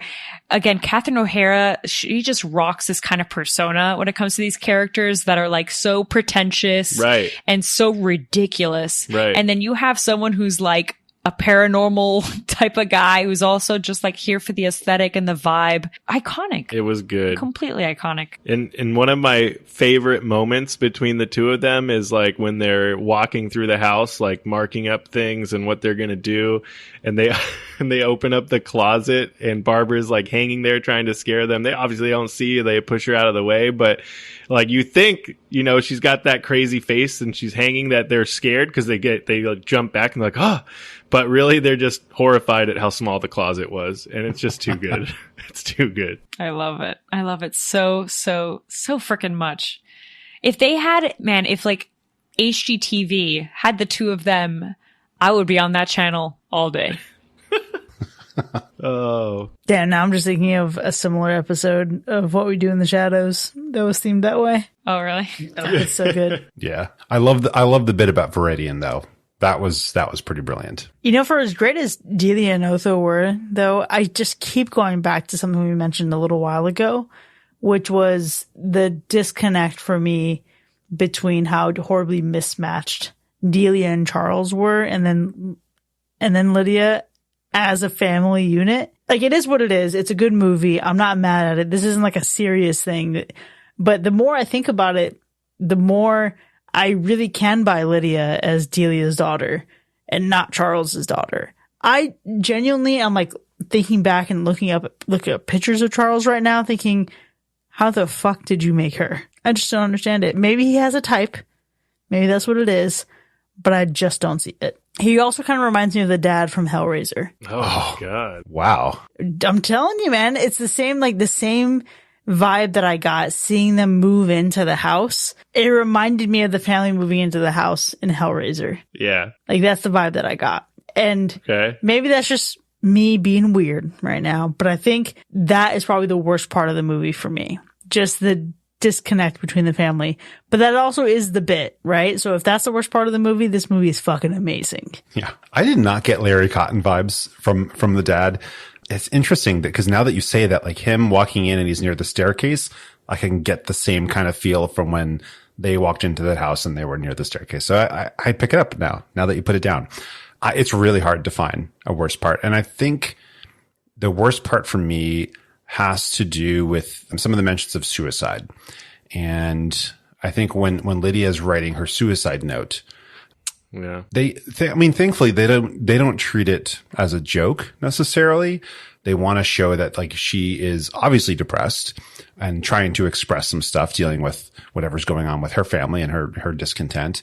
But there's a couple mentions of being like doomed to do that bureaucratic work, right? Right. Yeah. And so it's, I don't know, the whole like my little accident thing with the slit wrists. It's walking a fine line. I'll say that. So it's walking a fine line where it's like, yes, we're trying to make light of certain things, but we can't make too much light of that kind of a topic. And I think in some cases it could come across a little too light when we're talking about something like suicide. Which I think is kind of, again, I mentioned it earlier about like a product, or the excuse that some people would say is it's a product of its time. But like, is it? Like that's actually such a good point. Maybe that's another example of like not acceptable, like not excusable, I should say. That's a better way of putting it. Not excusable necessarily. It does walk definitely that fine line. It does walk, I guess, the fine line for sure. But I also think like yeah, and that's the point though. They're walking that line. They're not really ever crossing it too far. Yeah, they make some little jabs with the civil servant when you commit suicide, and they have the my accident. But it doesn't feel like they're really trying to make a joke out of suicide. So I think, yeah, they're walking the line. I can see that. It is hard. We're all thinking about things that are like, what are we going to say for worst parts of the movie? And it is really hard to pick worst parts of the movie. I think for me, you mentioned it earlier, Binks, but like only getting 14 minutes of Beetlejuice, I think that's my worst part. Like, give me some more Beetlejuice. Literally Beetlejuice from start to finish, 2 hours, even 2 hours straight. I would just be like, give me a whole season. Well, I guess that's the animated series, but gosh, he's just so fantastic. Sounds like you got a thirst only some Beetlejuice can quench. Yeah. Gross. Anywho, I have to agree with you, Sean. I am really trying to think of a worse part. You know what? Fuck it. I'm just going to say that the worst part of this movie is that this episode is almost over and I can't keep raving about this movie. How about that? Like I love this movie so much. And although everyone's brought up like such good worst parts, I think we can all, obviously, we do agree that even despite all of that, this is just an iconic film. It's super incredible. One thing I just realized right now, did we even talk like enough about the masterwork that is Danny Elfman's score in this movie? Like, again, not at all. I'm telling you. We didn't talk at all about it, yeah. We're almost done with this episode and I'm like, no, let's keep going. I love it so much. And I know I'm talking about the worst part, but maybe that's one of the best parts is like how iconic not only just Harry Belafonte's 2 songs are, but just this score in general. Yeah. You'll never not hear the intro of this movie and not instantly know that this is Beetlejuice that's about to be playing on your screen. It's just incredible. So yeah, I love this movie. I can't believe we're almost done talking about it. For some reason, you're making me really want to curl up right now. And rewatch it again? On a rainy afternoon, watching this, Nightmare Before Christmas, and inexplicably, but also completely makes sense, Matilda. Oh. Ooh. Okay. All right. That's a trifecta for sure. Look, I will never, ever say no to just doing from start to finish a Tim Burton binge. I literally I rewatch Mars Attacks all the time for funsies. I rewatch this movie all the time for funsies. Nightmare Before. I'm ridiculous. I went to Vegas, which I notoriously hate just because it's not my vibe, guys. If you're from Vegas, like nothing against you, but the city's not my vibe. However, Tim Burton had an exhibition there and I literally paid tickets and I planned my trip with my friends to be able to go and dress up in a Beetlejuice-esque outfit just so I could take a picture of a lot of his stuff from the set. Like, love it. So if you think that I am incapable of rewatching this movie, you just haven't spoken to me in a few weeks, maybe. Like I will watch this movie again and again, 100%. I feel like this movie is your palate cleanser. It's absolutely my palate cleanser. Absolutely. I mean, the thing is, like, this movie, like I mentioned it earlier in my scoring, it's just like one that you can have in the background. You don't even need to like finish the whole movie entirely, you know?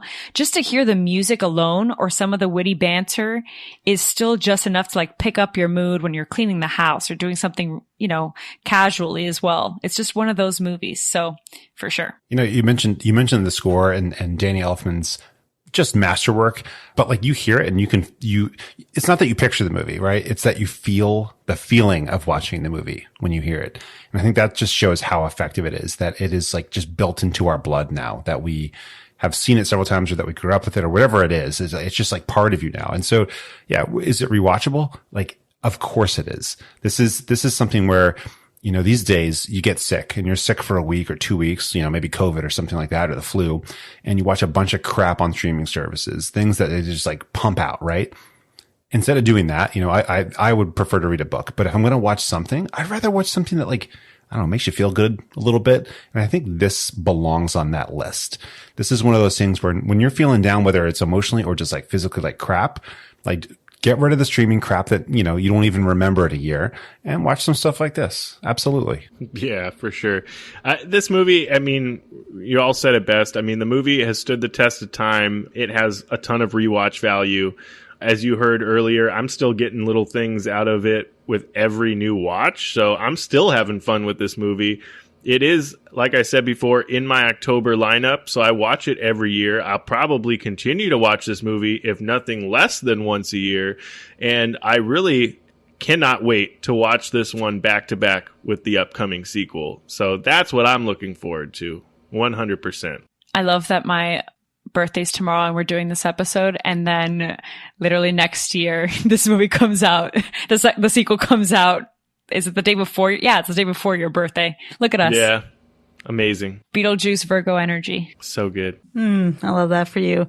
And honestly, I'm so stoked that this movie has fared so well with rewatchability. I can't wait to continue enjoying it and, you know, show it to my kids one day. But for now, there you have it, folks. Beetlejuice from 1988 has earned a universal slash.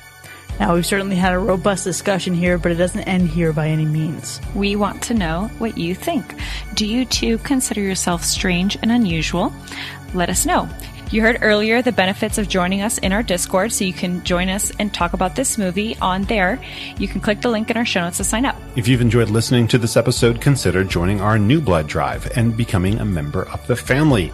Check the link in our show notes or visit hackerslash.live/support to enjoy more of the show with early access, extended episodes, bonus content, and live shows. We'll see you next time, folks. And remember, never trust the living. What's the good of being a ghost if you can't frighten people away?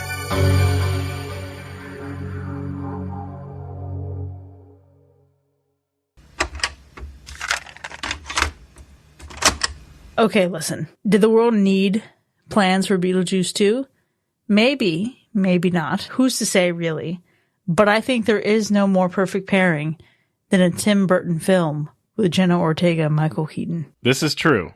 I mean, this is true. I think I have high hopes for this one, just based off of bringing like what we know as original cast members back, right? And then adding Jenna Ortega into the mix, I think it's set up to be potentially a really cool film. I'm seeing nothing but upside. Yeah, I know. And I hear you. And there's been like, you know, the thing is that there's been a couple or a handful of these iconic films from way back in the day that just never had a sequel. And then the sequel gets announced and they're like, yeah, we're bringing back the original cast and it's going to be dope. And then like you watch it and you're like, eh. Which ones?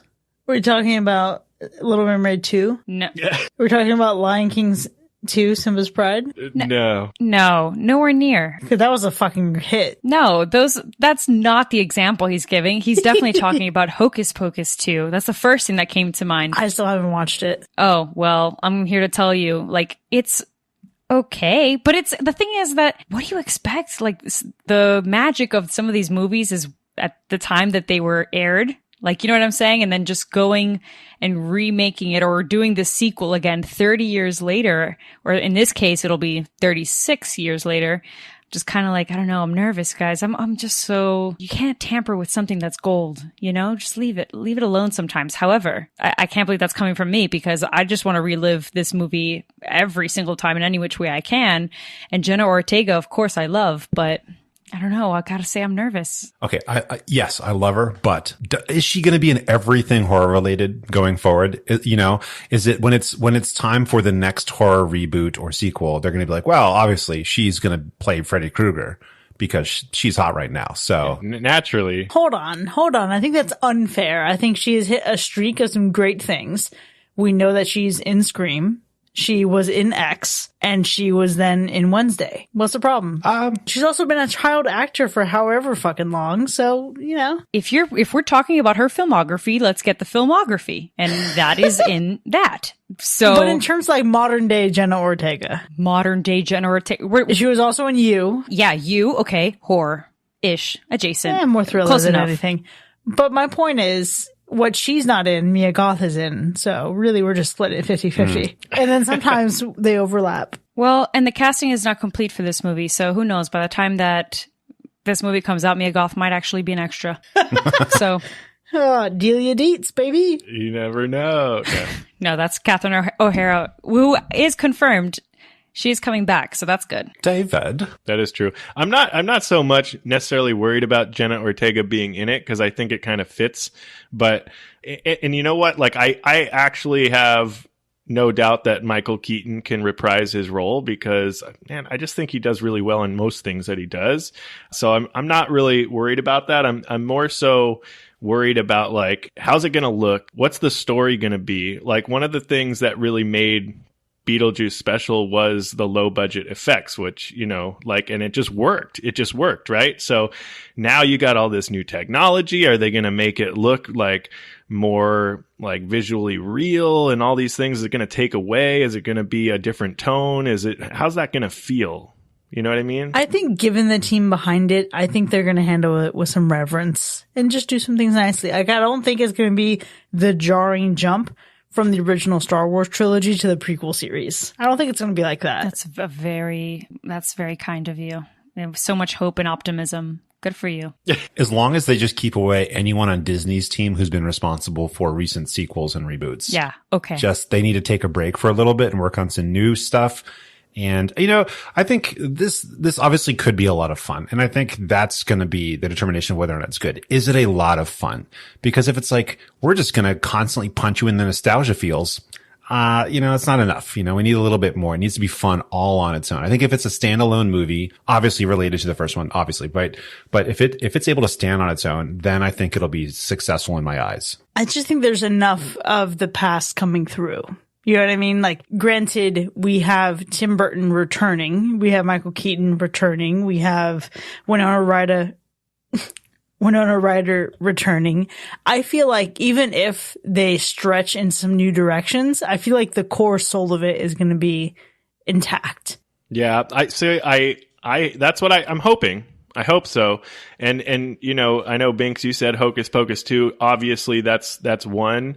I've only seen that one once, so I do have to give that another try because you know, when Hocus Pocus first came out, it wasn't very popular. It's kind of dud. And then it just became popular.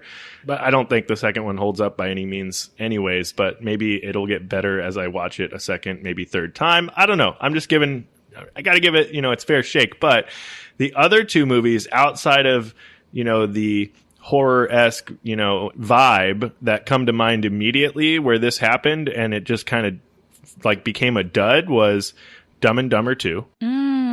Just wasn't great. And Super Troopers 2. Also not that great. Didn't even realize Super Troopers 2 was a thing, actually. Yeah, it's a thing. It's Flew a thing. right over my head. But can we talk about Ghostbusters?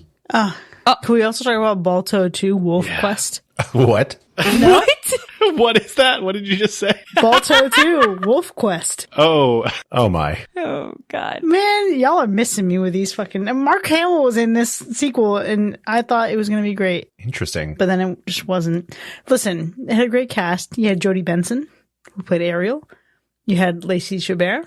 You had Mark Hamill. It seems like a recipe for greatness, and yet none of you even know what movie I'm talking about. So here we are. I mean, I think we know of Balto, but yeah. Yeah. Yeah, just the a great American second. hero Balto. Yeah. I don't know. I just, there's it could go any way. I'm hopeful for Michael Keaton because I think there was a while where like he was great. Yeah. And then he was kind of there and now he's kind of great again. And so like that makes me really hopeful. Winona Ryder has been great for such a long time that I'm just stoked, I'm stoked about that as well. Like watching her in Stranger Things, I was like, girl, just give me more movies. I'm here for it. Wow.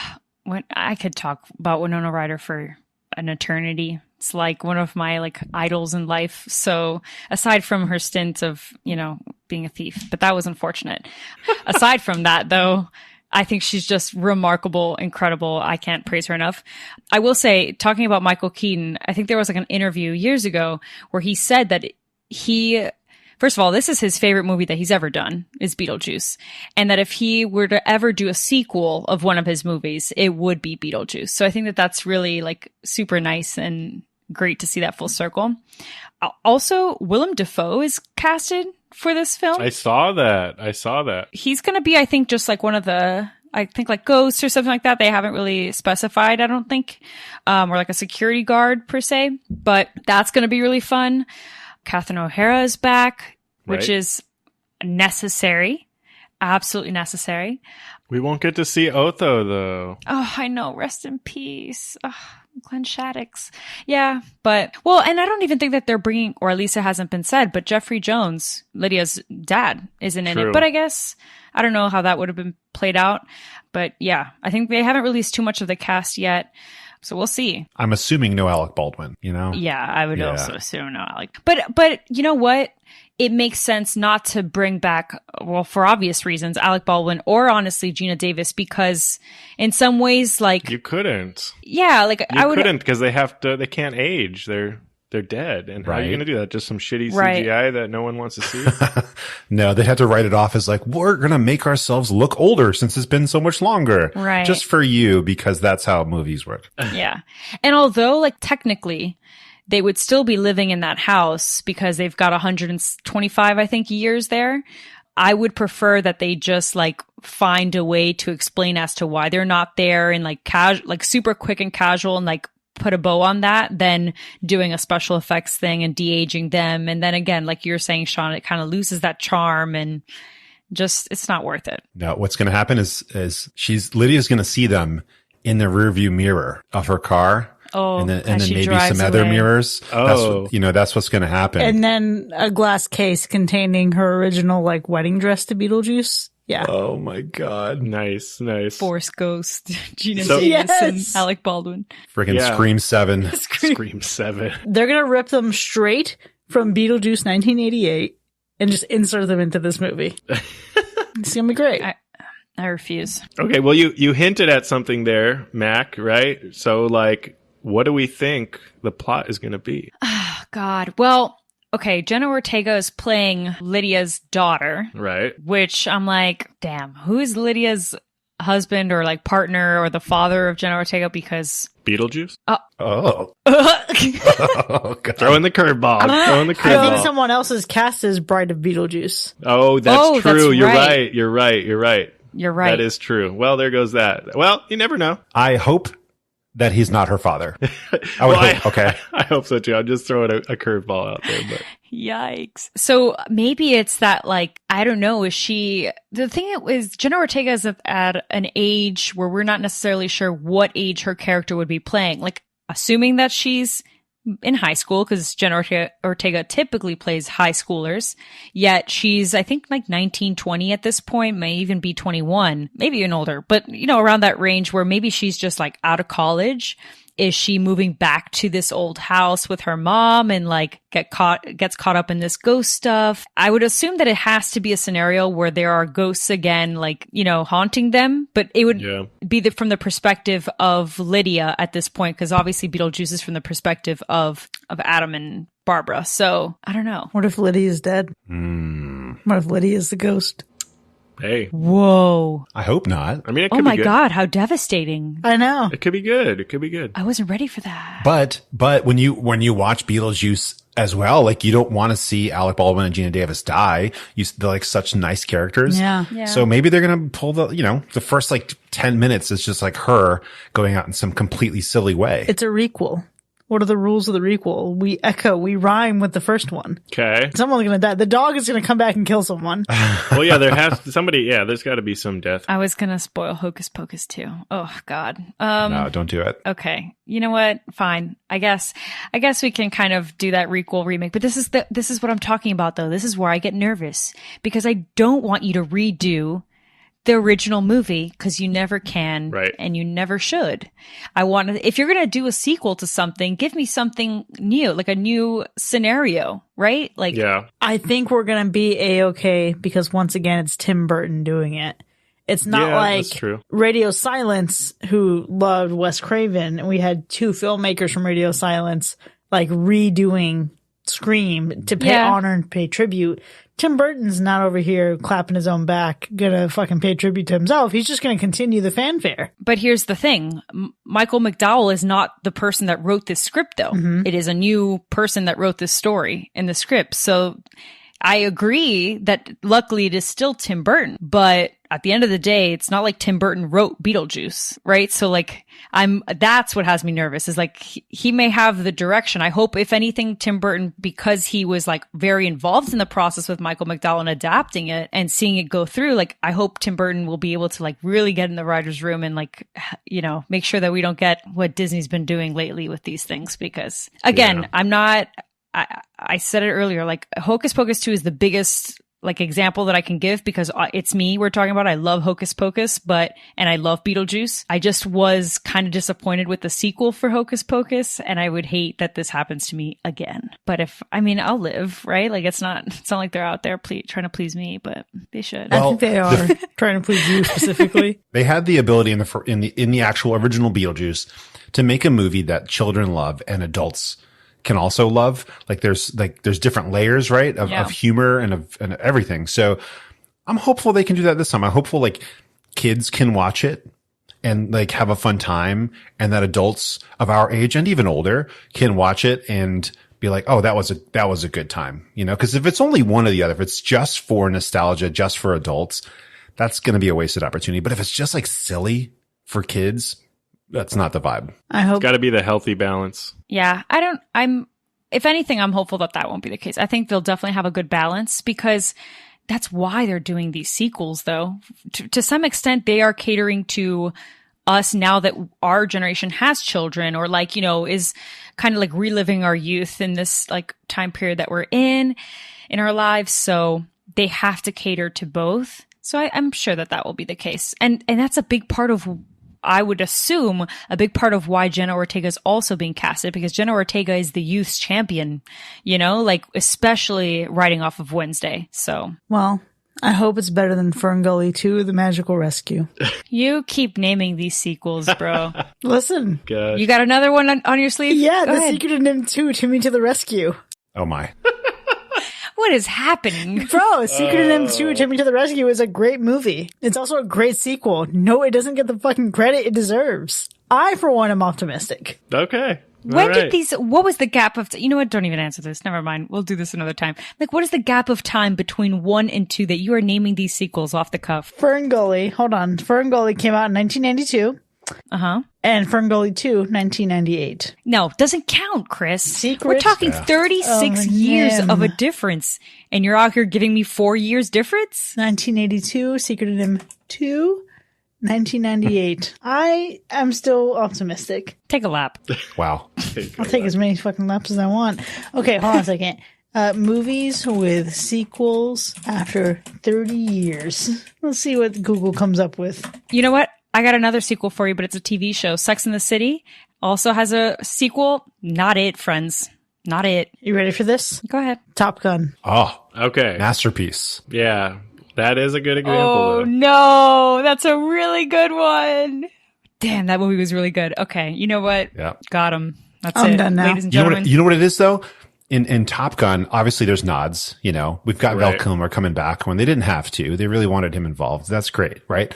But they didn't spend the entire time going, look at us. We're pointing at Top Gun 1. Look at us. We remember that you remember, right? They just were like, let's just make a really freaking entertaining movie. And if they do that here, if they're like, let's keep it simple, make a really fun movie, have some great times, I think they'll be successful. You know, they can do that. They can have that same magic. Man, I couldn't agree more. Wow, that's it, Chris. You named Balto 2 and all these other freaking movies when you could have just said Top Gun Maverick and case closed. Listen, I had to work up to it, you know? Fern Gully. I also wanted to name movies I like versus movies I haven't even seen yet. You haven't seen Top I don't Gun ever want to fucking watch Top Gun. I live Top Gun. No, thank you. Oh, I guess that's a very good I point. lived Top Gun. I lived Top Gun. I'm sorry.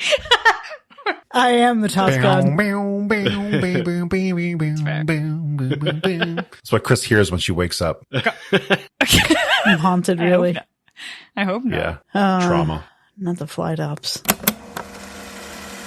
That was a good time. But listen, Binks, you're wearing a Beetlejuice cardigan. Can you show us? Yeah, I got the logo. Don't screen grab it.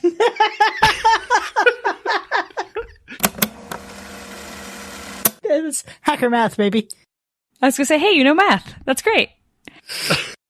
Sometimes. Really only sometimes. Wait, Sean and Binks, have you met in person yet? No. No, but I mean, we are tomorrow, Chris. Yeah, true. but I mean, it's like, whatever. Like, Yeah. it's just a sudden realization that I just had. That's crazy. Yeah, I know. Binks, I feel like, is going to disown me right now. I mean, it seems like a miss. Like, how could you just not throw this on at some point since your childhood? Have you know? I think it.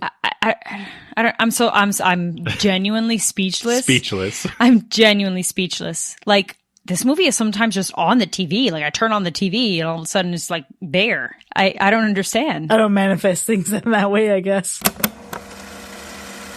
Now it's too late. Now I'm never watching it.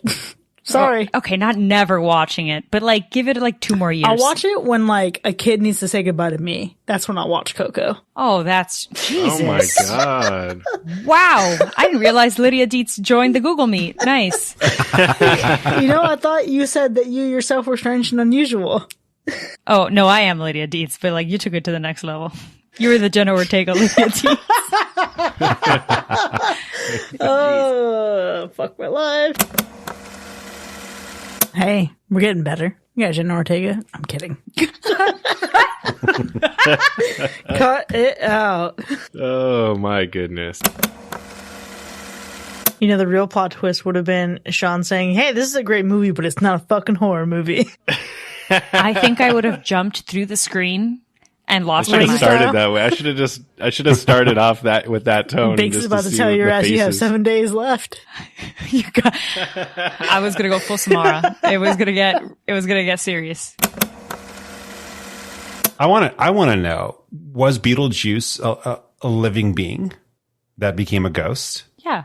And if so, what was he like? You know, Like, what was as he living like being? when he was alive? Yeah. Well, yeah. I mean, there's mention of him being around for like a millennia, right? Like he's been around for a long time. Wasn't he? Well, there was a little bit of backstory. I think Juno was telling Barbara and Adam that he used to be Juno's assistant. And then he was like a little too nuts and doing his own thing and like wreaking havoc on his own, so that they kind of just like ostracized him essentially. Yeah. Right. But at the same time, like he also, we don't necessarily see it directly, but he reveals what his true face looks like. And it's like, doesn't seem very human to me from the back. So Yeah. I mean, hey, I don't know. I mean, he also said he lived it through the Black Plague. So we know he goes that far back for sure, right? Like he's seen some shit. that's true. He's been around. I don't know what he would have been like when he was actually alive. We would have to know. Maybe we'll get some more in this sequel that is going to happen, right? So I don't know. Maybe some more backstory. Give me the crossover where it's Beetlejuice meets the Volturi and the Cullen family. Oh, gosh. Okay. All right. Well, you never know. Little mashup. Binks is so fucking done with me. I can't believe I'm going to say this. That sounds like a terrible idea. Of course it does. That's horrible. Imagine Arlo's laugh and Michael Keaton as Beetlejuice just trying to recreate it. God, absolutely not. Oh, goodness. I do wonder though, like other ghosts, you know, in other movies, like how would they fare against Beetlejuice with the amount of experience he has? You know, would Candyman stand a chance?